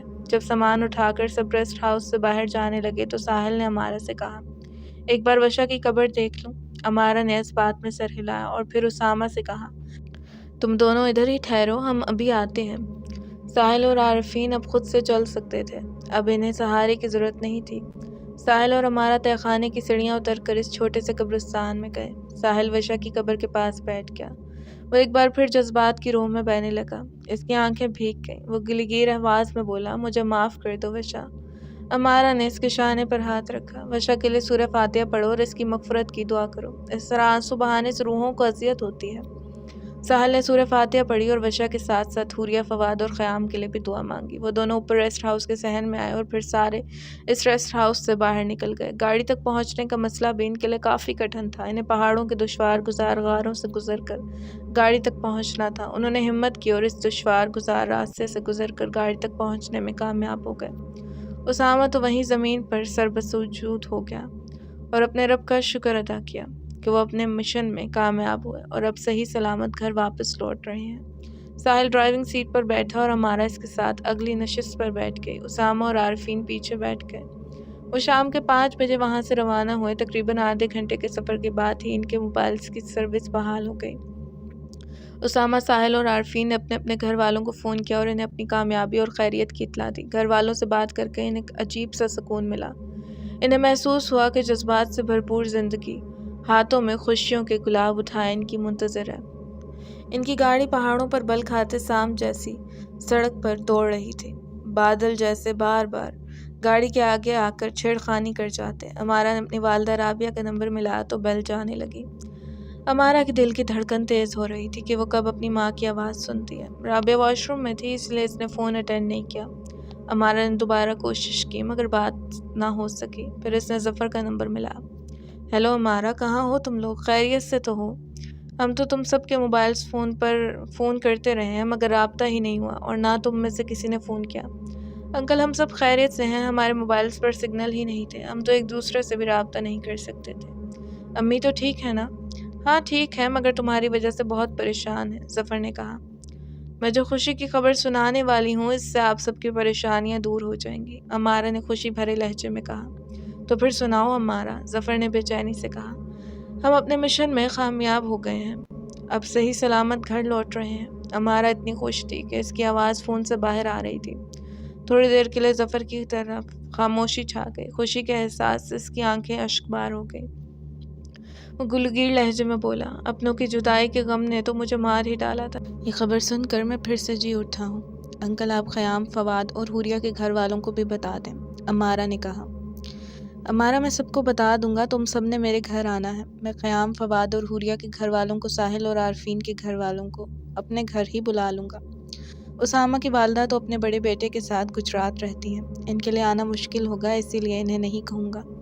تم لوگ آ جاؤ تو ہم خود کسی دن شکریہ ادا کرنے ان کے گھر جائیں گے۔ ہماری اس کامیابی کا کریڈٹ تو اسامہ کو ہی جاتا ہے۔ تم سب خیریت سے پہنچ جاؤ، ہم سب کی دعائیں تمہارے ساتھ ہیں، ظفر نے کہا۔ اس میں کوئی شک نہیں کہ اسامہ ہمارا ہیرو ہے، لیکن مزے کی بات بتاؤں کہ یہ 2 اناڑی فوجی ساحل اور عارفین اس جنگ میں بہت بہادری سے لڑے ہیں۔ یہ کہہ کر امارا ہنسنے لگی۔